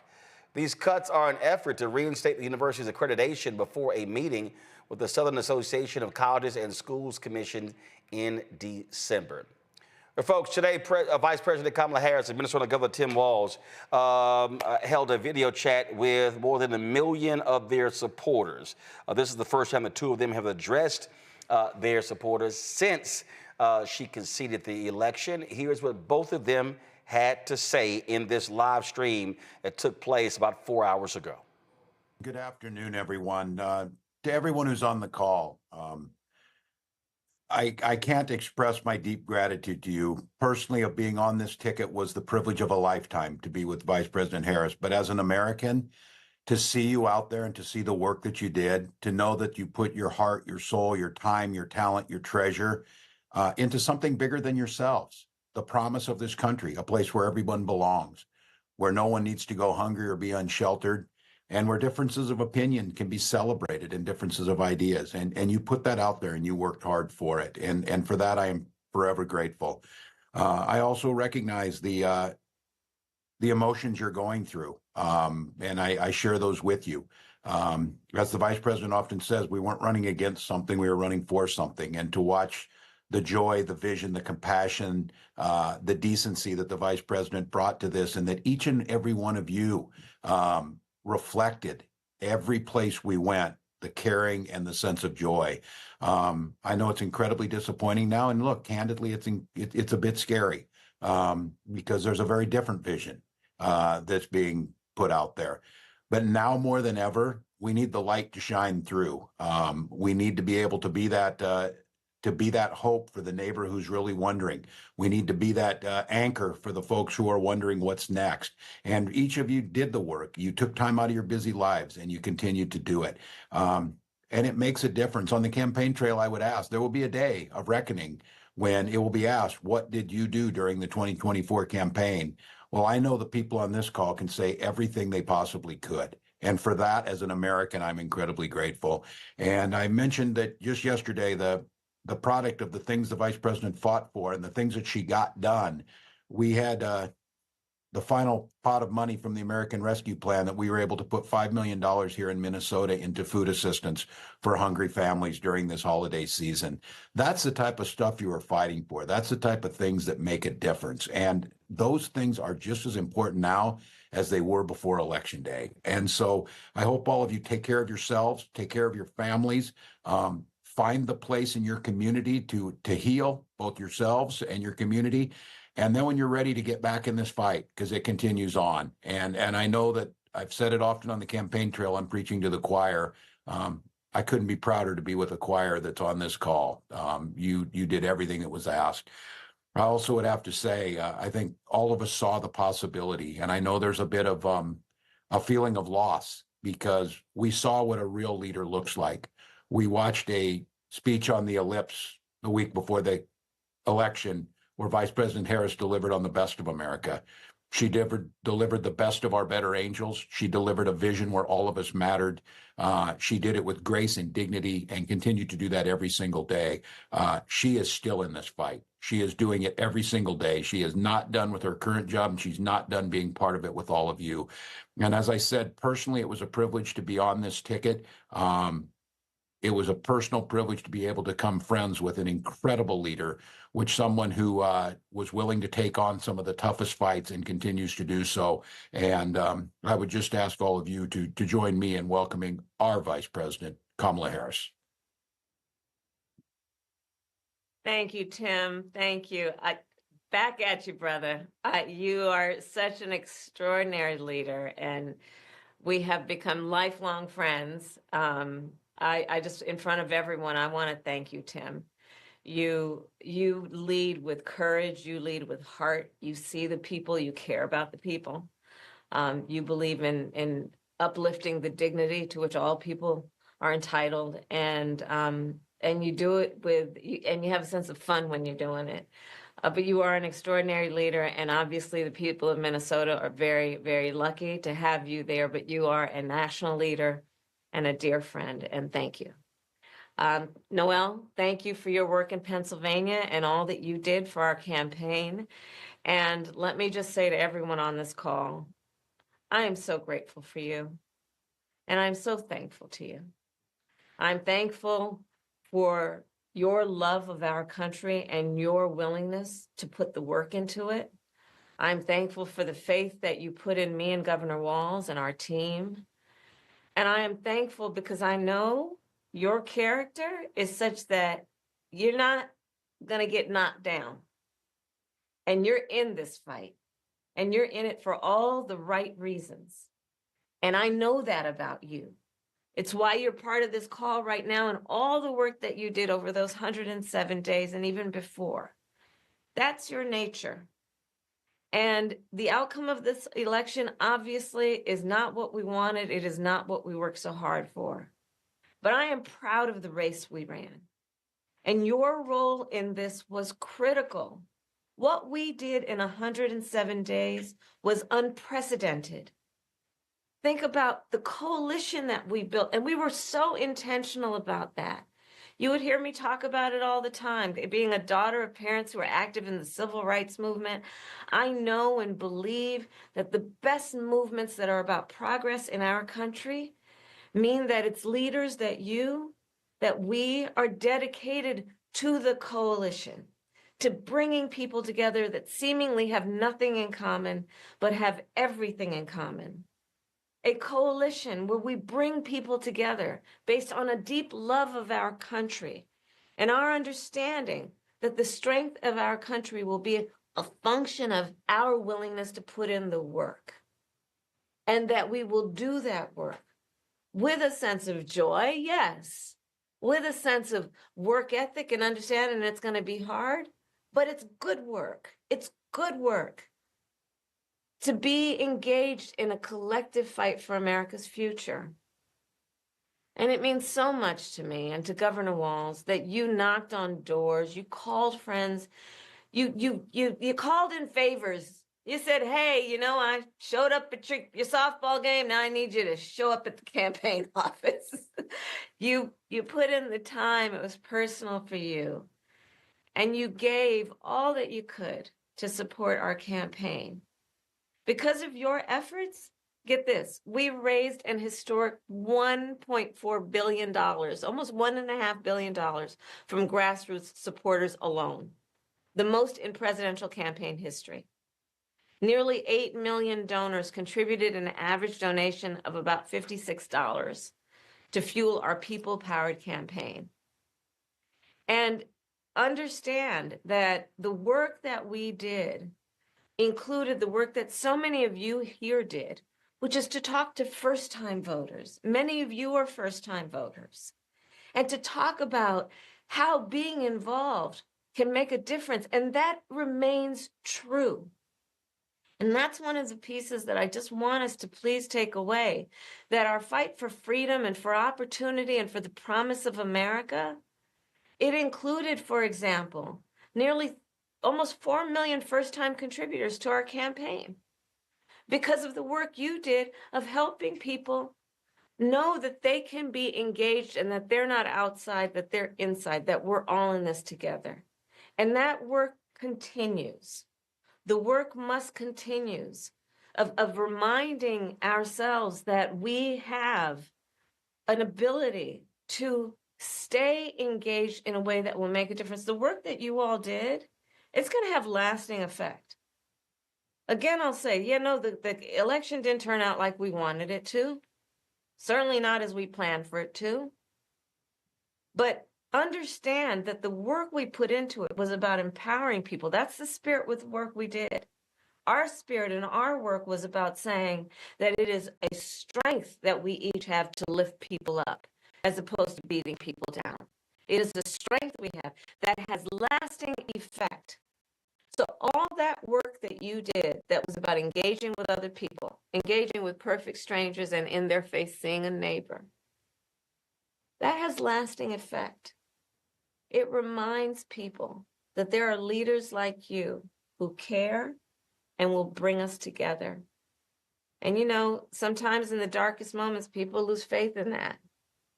Are there people out there that feel that way? And you reminded people that yes, there are. And there are a lot of us. And that strength cannot be taken from us. That is our strength. It cannot be taken from us. So listen, as I said the day after the election, I still strongly believe the light of America's promise will burn bright as long as we never give up and we keep fighting. And the fight that fueled our campaign, a fight for freedom and opportunity, that did not end on November 5th. A fight for the dignity of all people, that did not end on November 5th. A fight for the future, a future in which all people receive the promise of America? No. A fight that is about a fight for the ideals of our nation, the ideals that reflect the promise of America, that fight's not over. So look, we still have a lot to fight for, okay? A future where every American can pursue their dreams, ambitions, and aspirations, where the women of America have the right to make decisions about their own body, not their government telling them what to do. Our fight for the rule of law, for freedom for all, for equal justice, for the sacred principle that everyone, no matter where they start out, has certain fundamental rights and freedoms that must be upheld. That's not over. That fight's still in us, and it burns strong. And I know this is an uncertain time. I'm clear-eyed about that. I know you're clear-eyed about it. And it feels heavy. And I just have to remind you, don't you ever let anybody take your power from you. You have the same power that you did before November 5th. And you have the same purpose that you did. And you have the same ability to engage and inspire. So don't ever let anybody or any circumstance take your power from you. Look, this mission that we have, it takes hard work. But as you've heard me say many times, we like hard work. Hard work is good work. Hard work can be joyful work. And in doing our work, we will remain committed and intentional about building community, building coalitions, reminding people that we all have so much more in common than what separates us. We will be armed with the faith and the fuel that tells us what is possible and then drives us to achieve it. So let's continue to organize and mobilize and stay engaged. And I thank you all. I thank you all. We are all in this together, all right? We are all in this together. And on this practical eve of Thanksgiving, I wish everyone a happy Thanksgiving with the ability and to find the ability at this moment to just remember there is so much to be thankful for. And so I wish for you that you are surrounded by the people you love and who love you. As you know, I encourage you to be around family in whatever way you compose that family, but to take a moment and just reflect on all the good you have done and all the good you have yet to do. We are powerful, those of us who love our country, and we got a lot of work to do. And with that, I will hand it over to Noel. Thank you all, and happy Thanksgiving from Doug and me and our family. All right, let's go to our panel here. Mustafa, we've seen some reports where the vice president is potentially talking about another run in 2028, potentially running for governor of California next year. That's also being discussed. And the other thing is, or the creation of her own organization, which will allow her to continue to advocate on issues, also champion folks who she wants to run for office. Your thoughts on what the next step should be for Vice President Kamala Harris? Well, I think that those things are all incredibly important. So I appreciate the words that they shared. But if we remember, after Donald Trump lost, one of the first things that they put together was that America First Policy Institute, which was the think tank, right? And now you see a number of folks who are part of that, who are part of his administration. So you got to get serious. You got to have your strategy, and you got to put these entities in place where you can begin to actually get other folks who are going to be able to run for office, and also begin to give people hope that you're still focused and still serious about making change happen. So, folks got to figure out how to do it, but you got to get the game going. The other part that I think would have been important to hear is also reminding people that the midterms is not that far away. We'll be moving back into another cycle here real quick. So I love the fact that, if the vice president's going to run for governor, that's great. But we've got to be thinking about all of these, both federal races, but what's going on in the state and the county and the local level in the midterms that are coming up. So for me, those are the things that you focus on if you're serious about getting us back on track. Absolutely. I think also, looking at what did not work, exactly what went on.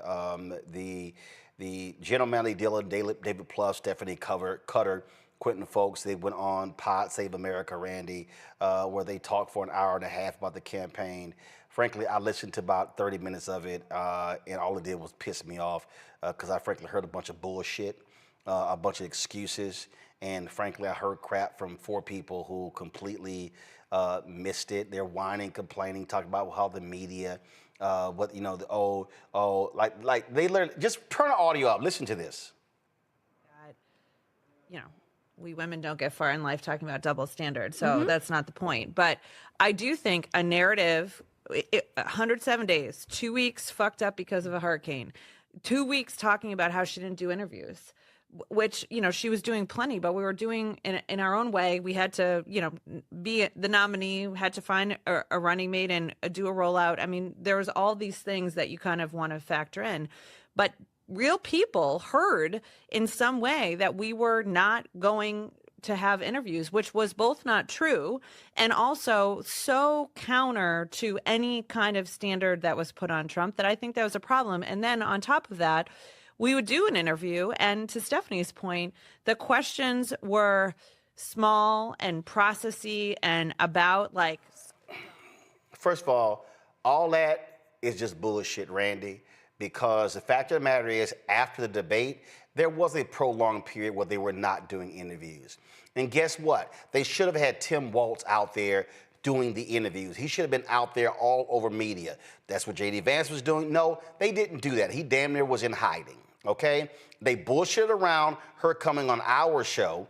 Then they wanted to cut my time, and I cussed them out because I was already on the ground in North Carolina. I said, y'all ain't cutting shit, okay? And then we got it, and so we had policy questions. We got 30 minutes. Okay, after I saw her doing all these other damn interviews, and let's be real clear, it was Jen O'Malley Dillon and it was Stephanie Cutter who was taking forever, and it was a number of people. There was a staff meeting the Sunday before she was in Greenville where they all were like, yo, when the hell y'all gonna do the interview with Roland Martin? They had gotten beaten up so bad they finally had to do it. They didn't want to do it, okay? So I'm listening to this bullshit, so I know what happened. I know the conversations I was happening. They made some serious blunders. And so I think what should happen, the vice president really should do her own analysis. And guess what? I've traveled around the country. I've talked to people who talked about how things were screwed up in Georgia when it came to surrogates and ground game. You know what? She should be doing listening sessions as well and not just taking the four of them, their word for what actually happened. Right. One, because they're playing cover your ass. And that's exactly what I was going to say. We really don't have time for them to whine and defend why they did certain things, wrong or right. That's not going to get us anywhere. I mean, even the statement that because Harris is a woman and Trump is a man, that they were of different ask. Well, we know that, right? We're not going to change that. So what do you do in order to fix that? How do you compensate for that? If she has to do more, she has to do more. That's not a new concept for us. Black people have always known that we've had to work harder to get less. Next, I agree with you that I like that she is keeping in contact with the people who are keeping her hands into and fingers onto the people that are her advocates. She needs to ensure that she's talking to all of them. And by that, we talk about looking at these micro audiences and paying attention to the people that did not feel like they were touched or did not feel a connection to her. She needs to look at where the failures were, listen to people, not these people that are sitting around with their, jobs and, their cushy jobs and coming from the same perspective, but get those diverse perspectives out there and deal with it this coming up. Joe? Yeah, I mean, there's a whole crap load of people already running for governor. You got Tony Thurmond, you got 3 or 4 people that are in the administration or in executive jobs. But the reality is she'll clear the field. Yeah, maybe, on some level. She would. But even at that, if you're talking about having a long-term impact, the best impact, to my mind, I'd say you create some kind of organization, because you create the organization, you stand it up. There's nothing to say you couldn't run for office later. There's nothing to say that you couldn't take the right position and step into it. If you're talking about legacy, if you're talking about long-term, figure out a problem to solve and solve it. Even with governor, you can only do that for some, certain period of time. And then if you lose, then, where are you with that? Maybe she would be fine. Maybe she would win. She would clear the field. But if she's talking about long term, I like the idea of her creating some kind of organization and for her finding out from the people, directly from the people, what happened. Find out for herself so that she knows how to apply that to the future lessons, because it wasn't long ago. This is the best campaign she'd run. She ran a great campaign. It was just super short. 4 years ago, it wasn't so good. So if she doesn't figure that out 4 years from now, if she ran for president again, she could make that same mistake. Even California's demographic is changing somewhat. So create an organization, stay in the cut, find out what you can directly about what happened, so that if you tip back into that space, then you're going to be right-headed. All right, folks, hold tight 1 second. We come back. Let's talk about black skin. A sister has launched a new product line we want to talk about. A lot of y'all getting ready for Black Friday. If y'all going to spend money on Black Friday, spend it with black people. How about that? You're watching the Black Star Network. Back in a moment. Hi, I'm Ajike III, founder and CEO of Fanbase. Fanbase is a free-to-download, free-to-use, next-generation social media platform that allows anyone to have followers and subscribers on the same page. Fanbase was built through investment dollars from equity crowdfunding from the Jobs Act. People just like you helped build Fanbase, and we're looking for more people to help build Fanbase. We are currently raising $17 million in a Regulation A crowdfund on Start Engine. We've already crossed $2.1 million, but we're looking to raise more capital from people just like you that deserve the opportunity to invest in early stage startups without having to be accredited investors. So right now, I'd like you to go to startengine.com/fanbase and invest. The minimum to invest is $399. That gets you 60 shares of stock in Fanbase right now, today. And then use Fanbase to connect with friends, grow your audience, and be you without limits.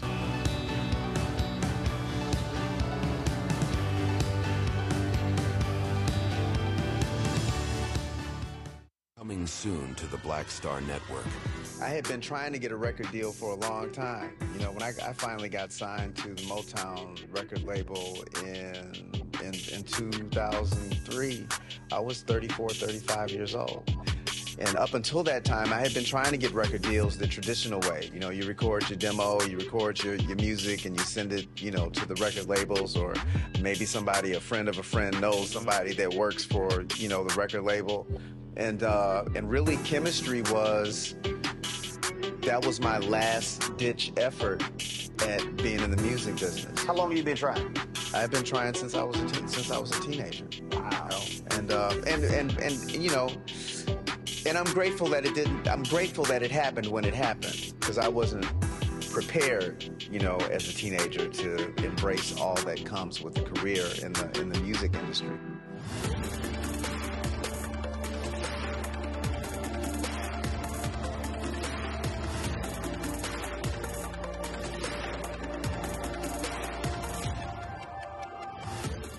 This is Reggie Rock Byford.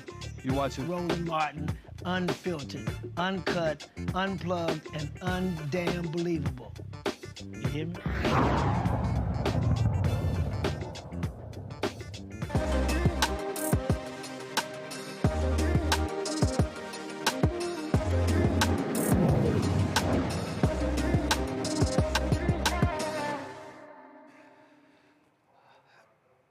All right, folks, Black Friday is, well, on Friday. And so, you know, we, with this segment, Marketplace, we support Black-owned businesses. And so, winter is here. Well, you really can't tell with climate change, because it still feels like spring.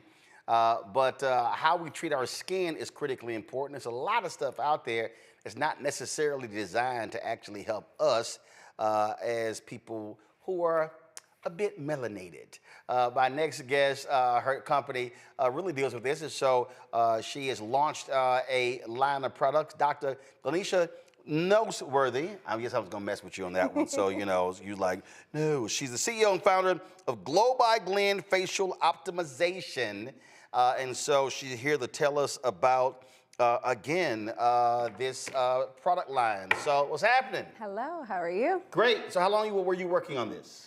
A little over 2 years, so Really? It's been a good bit of while. Yeah, working on it, perfecting my craft. Okay, all right then. So you're based in New York City, and Yes. so you're an actual doctor. So explain that in terms of your medical expertise. So I am an internal medicine physician.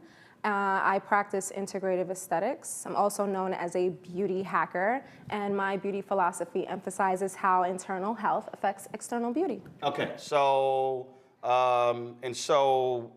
again, explain that. Yes. Because there are all types of doctors, and the one thing a lot of people don't do is they really don't focus on their skin, which is kind of important. It's very important because the skin is the largest organ of the body, and the skin reflects what's happening internally. So whether you have different medical conditions like diabetes or hypo or hyperthyroidism or hormone imbalance, woman, as you go through different periods of your life and you have changes in your hormone levels, your hair, your skin, your nails, those things are all changing. So The skin being the largest organ of the body, it is reflecting a lot of what's happening internally, so it's very important. All right, so a lot of black folks also assume that we don't have to use sunscreen when we go outside. There's also this assumption that, well, if we're going to be out there for a prolonged period of time, then we can use sunscreen. And when you and I were talking in New York, you said a lot of these sunscreen products ain't good for us. So explain. It's not that sunscreen isn't, a lot of them aren't good for us. It's really that there's different types of sunscreens. There's chemical and mineral. Chemical sunscreens work by absorbing the UVA and UVB rays and turning it into heat, where mineral sunscreens actually bounce the UVA and UVB rays off of the skin. And the problem is that you want to try to avoid chemical as much as possible. Mineral tends to be better because it's a safer product. It's made from things that are natural to the earth, which are minerals. And with mineral sunscreens, there typically aren't a lot of brands or companies that we can apply to melanin-rich skin without leaving a white cast. So for example, I have patients who have different autoimmune conditions, and autoimmune conditions are most prevalent amongst women of color especially. Things like lupus. Exactly, Okay. yes. So lupus specifically, I can talk about a patient that I have that has lupus, and she cannot go out, whether it's summer, winter, spring, or fall, without applying liberal sunscreen, specifically mineral. And I was tired of seeing her with a white cast because we're melanin rich and we need to show off our beautiful skin. So when you're using mineral sunscreen and it's leaving, we need to be glowing. We need to glow. So I take it, hence glow. Yes. Got it, all right. So my mineral sunscreen specifically, it has 25% mineral oxide, which is one of the highest percentages of zinc that you're gonna get on the market, and it does not leave a white cast. So you can apply several layers and you still get to see your melanin-rich, beautiful skin. Okay, all right, so let's walk us through this here, the product line here. What you got? Yes. So this is a medical grade skincare line. There are patented— How many different products? 12 products in total. I have 11 here today. There's patented technology that allows for deeper, more efficient penetration of the active ingredients. That's really important because you're getting the value for the product that you're using versus using a certain ingredient, let's say a hyaluronic acid that you purchase from a typical beauty supply store and you're using it for a month to see the benefit. With my product line, because of the patented technology and the high percentages of the active ingredients, you're seeing an immediate improvement in your skin. So we'll start with the cleanser. It is packed with antioxidants and botanicals. It is a gentle cleanser. This one right here? Yes. Okay. It's packed with antioxidants and botanicals. It does not dry out the skin. You can use it to remove makeup. It's not going to make you feel stripped. And then you can follow up. So whatever you're a dude and you don't wear makeup. You can use it either whether you're using makeup or not using makeup. So I typically do not use traditional makeup wipes. I just don't like how it feels. So I will just use the cleanser and I'll double cleanse, use a cloth and remove my makeup. Okay. And it cleans the skin perfectly well without overstripping or drying the skin. All right, next. Then next is the antioxidant mist, the Glow Green Tea Antioxidant Mist, which also is packed with antioxidants and botanicals. You can use it as a toner, or you can use it as a refreshing mist. And the thing that I love about that product is that it also has some added chamomile and lavender, so it feels like a 5-star luxury experience. Yeah, you sprayed it, and I was kind of like, you're like, does it feel like you're at a spa? Yes, like, it does. It's an amazing, I personally love that, that second step in my skincare routine. It's pampering yourself at home and still getting the added value and benefit. All right. And then the next product is my niacinamide. It is a 15% mixed molecular weight niacinamide. What I love about this product is that it's stronger than most niacinamides on the market. It's 15%, and because it's a mixed molecular weight, you have the smaller particles that actually get into the skin, and then the larger particles lock it in. This product in particular is great at brightening and evening the skin tone, and you apply it, and then it dries right away. Okay. I usually follow this up with L'Eclat, my Age Vitality Elixir. It's a powerhouse age-defying serum. It has green tea. Age-defying serum. It is an age-defying serum. The things in this formulation that is wonderful that has anti-aging benefits is the antioxidants for one. So this has 20% vitamin C, which is also one of the highest percentages that you're going to get on the market. But because it's such a high percentage, one thing you may wonder is, oh, is it going to cause irritation or sensitivity? No, it doesn't actually, because it has green tea polyphenols and ergothioneine. And those two ingredients have a lot of anti-inflammatory and antioxidant benefits. So although you have such a powerful ingredient such as 20% vitamin C and vitamin E, you have these other wonderful buffering anti-inflammatory benefits and properties that are also going to help to increase the glow and radiance of the skin. Because the antioxidants are so strong, and you're going to use this primarily during the day, and it's going to help to decrease the amount of damage that you're going to get from UVA and UVB rays. When my patients ask me, Dr. Glenn, what is it that really brings out the glow in your skin? It's Le Clos. If I had to pick one thing here, it's definitely this serum. Now, are you using these every single day, or for some a few times a week, not daily? So. Yeah, so there's a good majority of them that I use every day. So the first two, How long take you to go through all this? Not long, because the products absorb very quickly. Where some serums tend to sit It's like on the a whole lot to go I know, but hear me out. 10, 15 minutes? Maybe 5. Oh, okay, all right, Maybe 5, okay. yeah. But hear me out. Before creating my product line, I used to feel like my products would just sit on my skin. I am very particular with texture, feel, and efficacy. It was really important for me to create a product line that not only looked good, felt good, smelled good naturally without artificial fragrances, but works. That was very important. So what was really important to me is that it absorbs quickly, absorbs well, doesn't leave a cast or film. I have 3 or 4 of these products under my makeup right now. And it applies quickly, it applies smoothly, it absorbs really well, and it feels good. So yes, I use about 5 products in the morning and at night, and then some of them I alternate. I'll move on to the next product, so I'll explain a little bit more about what products I alternate. So the next thing that I use is the Clarté Phytocorrector. So this calms, soothes, and repairs the skin. It has chlorophyll and cannabis in it, in addition to hyaluronic acid. Trying to get folks high? No, but cannabis has wonderful healing properties. And it's great. It has great anti-inflammatory benefits. And me being a Caribbean woman, you know, I appreciate, yes, from Jamaica. Man. Both parents are from Jamaica. I appreciate the healing properties of cannabis, especially in the medical field as a physician. So this product is really great for people who have... No cannabis in there. This product is really great for people who have eczema, and of course it's green. It's green, yeah, and it's a natural green. It comes from the actual beautiful color of the plant, so you see the real benefits. All right. So I use those 3 in the morning. And then at night, I alternate between these last 2 products. So the serums are really the powerhouse of the line. You have your cleanser, your toner, your moisturizers, your sunblock, but the serums are really the workhorses. So I really stress the use of those. But these last 2 products are the Glow Lactic Elixir, which is a lactic acid that has peptides, a very special formulated peptide complex. So lactic acid is great for exfoliating the skin. It's a gentle exfoliation. What I specifically love about that product is that even if you have sensitive skin, such as someone with eczema or psoriasis, you can still use this lactic acid 2 to 3 nights a week.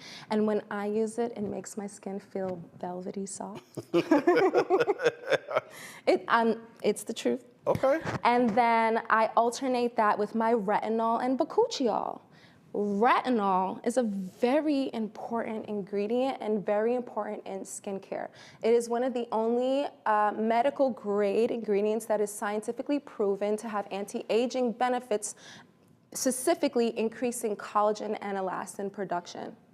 This retinol, although you can purchase it without a prescription, it is equivalent to a prescribed retinol. So I have two compositions, composition 1 and 2, and they're equivalent to a 0.025% retinol or a 0.05 retinol.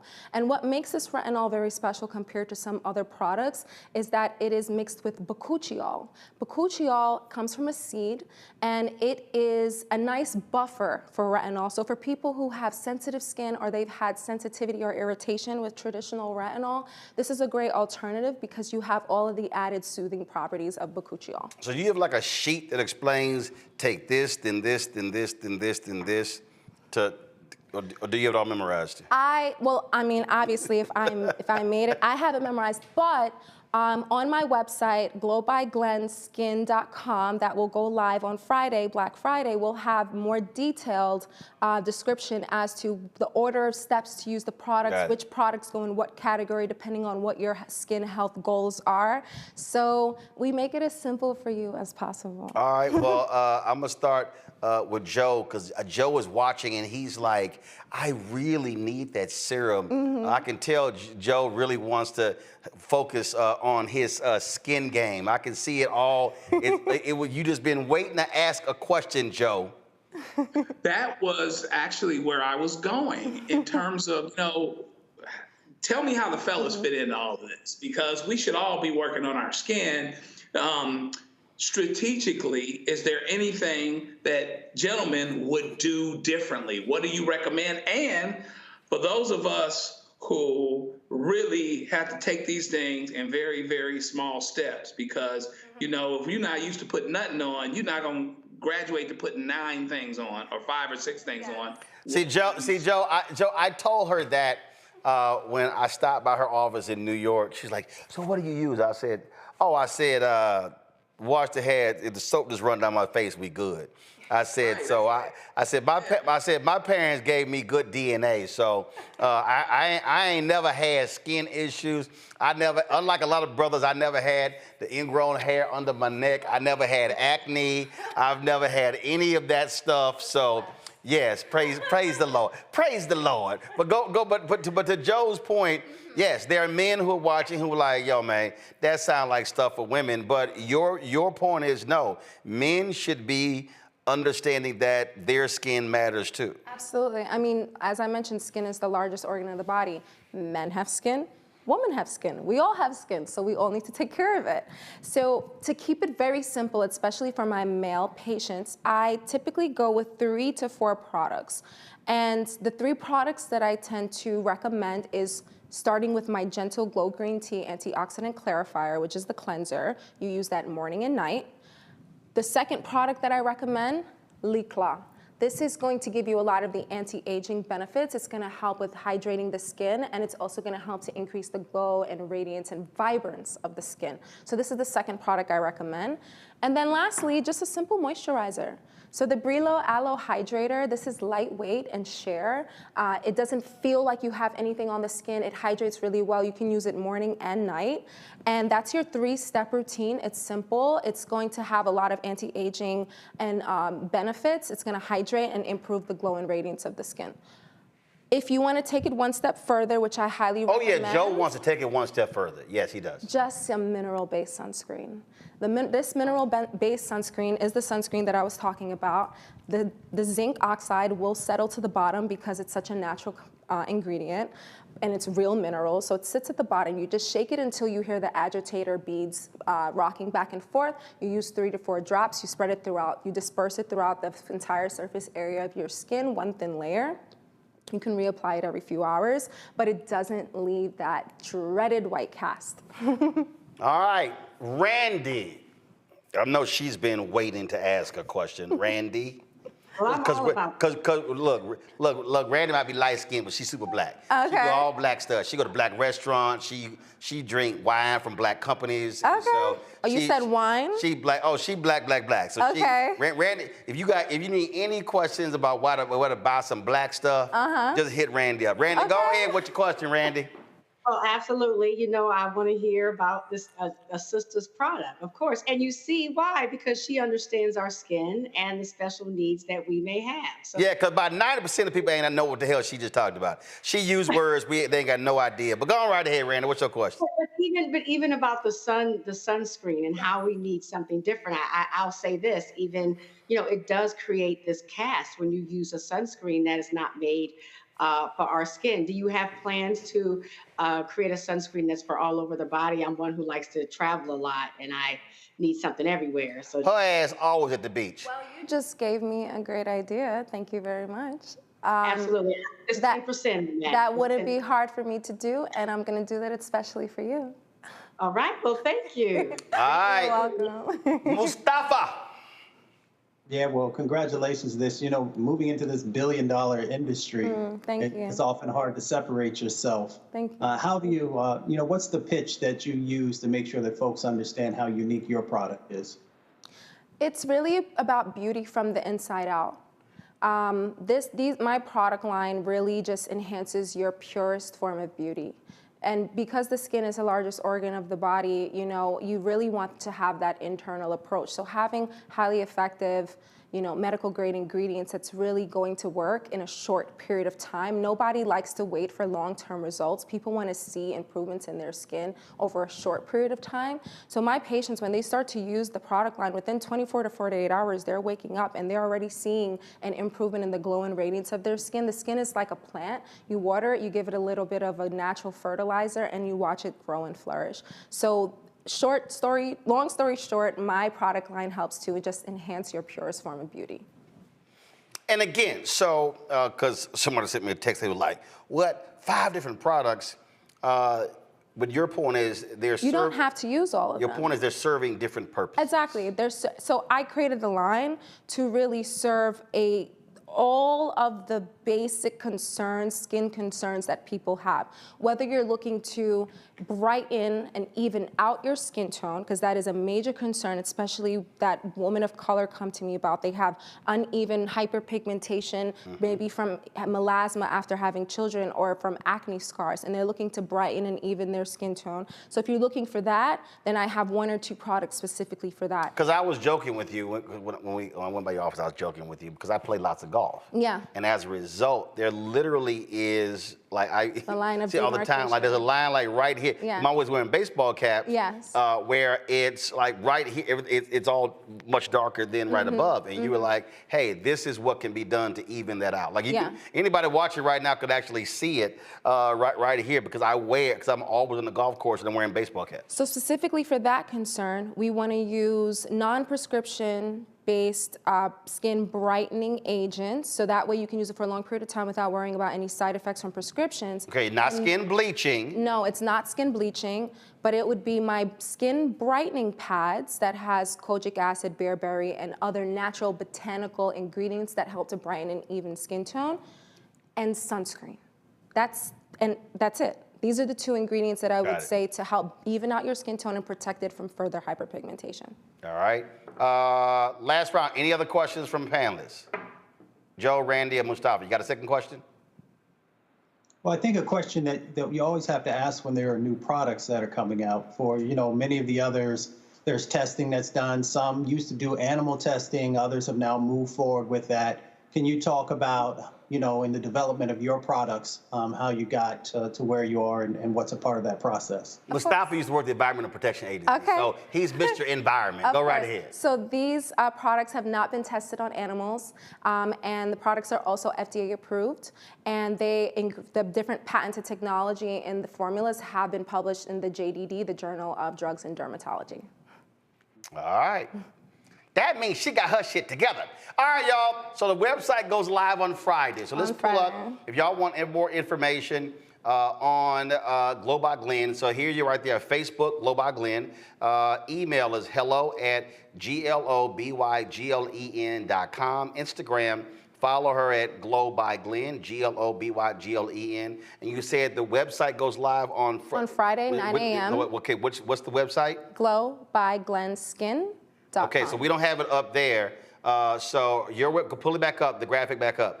Your website is glowbyglenmd.com for your practice. Yes. But again, so the website for folks to get products is glowbyglenskin.com. glowbyglenskin.com. Do we have a promo code or anything? We have anything? What do we have? All right, y'all tell me later. There's going to be a Black Friday sale website-wide on Friday. No promo code needed. Okay, all right, so because a lot of times folks have one just for our folk. Oh. But that's cool. So glowbyglenskin.com, and it goes live at 9 a.m. on Friday. Correct. All right, Doc, well, appreciate it. Of course, it was a pleasure having me. All right, thanks a bunch. All right, you're welcome. Let me thank Joe, Randy, and Mustafa for being on today's show. Thank you so very much. But hey, before I do go, pull up the video. Y'all know when we had Will Downing on the show, I know a lot of y'all getting ready for Thanksgiving. A bunch of y'all cannot cook.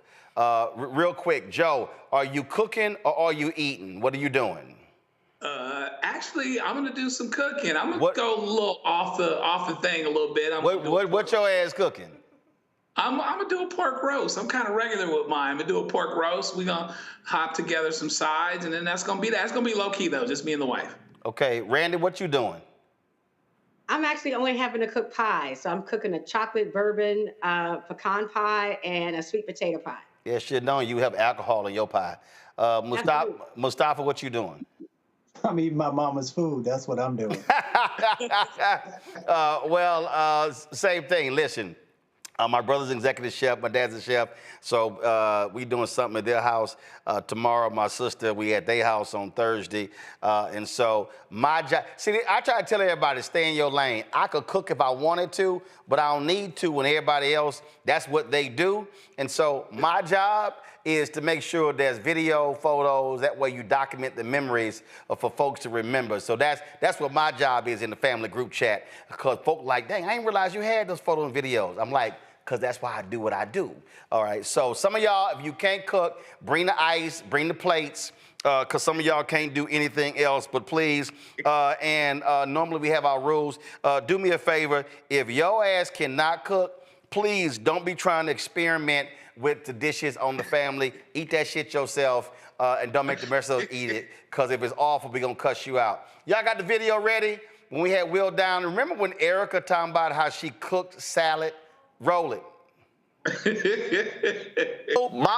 He promised his mama he was gonna do a gospel CD. He wanna make sure you get it, so I wanna let you know. He did hand it to me.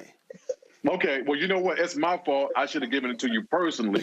Maybe what I'll do is I'll come by tomorrow, bring you an autograph copy along with some fried salad. Bring your ass to my house with some fried salad. We gonna call the cops. We gonna call the cops. Will. Yeah, we gonna call. Yeah, Erica, he calling you out. He talking about you, Erica. Talking about cooking salad. Cooking salad. Right. All right, Will, look, I can't let you go. Erica Savage literally talking about she gonna cook some salad. Oh, she ain't gonna leave that down ever. Ever, ever, ever. All right. That's it for us, y'all. We're not live tomorrow. Folks got the day off to be able to go get ready for Thanksgiving, spend time with the family. We are back live on Monday, and on Monday, we're going to be live from JFK Airport in New York City, where we will be, of course, working with the union, trying to unionize the Delta ramp workers. So we got a special show from New York City on Monday, that's 6 to 8 p.m. Eastern. So I will see you guys there. So again, I'm kicking with family, and I can't wait. I'll be in College Station on Saturday for the Texas A&M Texas game. So we're gonna kick some Longhorn ass. And Vince Young, yeah, we're gonna beat y'all down in College Station. So Vince Young is married to my cousin. And so it's a whole lot of friction between the Aggies and these black Longhorns. And they know the only time black and orange go together is Halloween. But that's how they work. All right, y'all. Support the work that we do. Join our Bring the Funk fan club. If you want to support us via Cash App, use the Stripe QR code. It's right there. You can click Cash App, the pay button to contribute. You can also send your check and money order. I went to the mailbox today. It's about 40, 50 envelopes in there. So we'll get that handle, senior check and money order to P.O. Box 57196, Washington, D.C. 20037-0196. PayPal, R. Martin Unfiltered. Venmo is RM Unfiltered. Zelle, Roland at RolandSMartin.com. Roland at RolandMartinUnfiltered.com. Download the Black Star Network app. Apple phone, Android phone, Apple TV, Android TV, Roku, Amazon Fire TV, Xbox One, Samsung Smart TV. Don't forget to also support us by getting a copy of my book, White Fear, How the Browning of America is Making White Folks Lose Their Minds. Available at bookstores nationwide. Get the audio version on Audible. Yes, I did read it, so you can check that out. And of course, get your Roland Martin Unfiltered merchandise. You can go to RolandSMartin.com, BlackStarNetwork.com, or you can go to RolandMartin.creator-spring.com. And of course, our new shirt is "Don't Blame Me, I Voted for the Black Woman." So get y'all a shirt. What's up, Doc? Doc threw me a look. She's like, I know he did not. Yes, trust me, yes. Yeah, I'm going to be rocking that shirt for Thanksgiving. I'm going to wear it all around Texas for all them damn MAGA voting fools. I'm going to wear it too. Are you going to get one of those? Yep. Okay, all right, absolutely. And of course, y'all support, download the Fanbase app, as well as, of course, if you want to invest in the Fanbase, Black-owned social media app, you can do so. Go to startengine.com, Fanbase, startengine.com, Fanbase. Folks, that's it. Y'all have a fantastic Thanksgiving. Matter of fact, let me go here. Hold on. Give me 1 second. Since we not going to be here. We're not going to be here. And so let me show the photo right now. Give me 1 second. Hold on. Where we at? Roku. Oh, Roku. 1 second. All right, y'all. So shout out my mama. My mama turned 77 years old on Saturday, November 30th. And so early happy birthday to mama. I'll see you. And you know you got to have my pineapple cream cheesecake baked. You know how this works, mama. The family get that one, but I get my own one. Just let you know how that's how. Just let mama know that we have the same birthday. Oh, really? Uh-huh. All right, then. Well, Dr. Glenn, happy early birthday. Thank you. Absolutely. And so we'll do that. But she already knows. She already on the clock. She got to have that cake ready. Uh-huh. She be trying to get out of that cake. I'm like, they ain't happening. So you know the job you got to do. So go and get them damn ingredients and go and make sure that cake is ready when I get to Houston. We ain't trying to start no static. But she know. I'm sure she's listening. She know. She know. Oh, she know. She know. She know how I roll. All right, y'all. That's it. I'll see y'all on Monday. Have a fantastic Thanksgiving. Enjoy your family. And if any MAGA people want to come over, tell them they can't. Tell them go eat with Trump. All right, y'all. I'll see y'all on Monday. Holla! Black Star Network is here. Oh, no punch! I'm real revolutionary right now. Thank you for being the voice of Black America. All momentum we have now, we have to keep this going. The video looks phenomenal. See, there's a difference between Black Star Network and black-owned media and something like CNN. You can't be black-owned media and be scared. It's time to be smart. Bring your eyeballs home. You dig?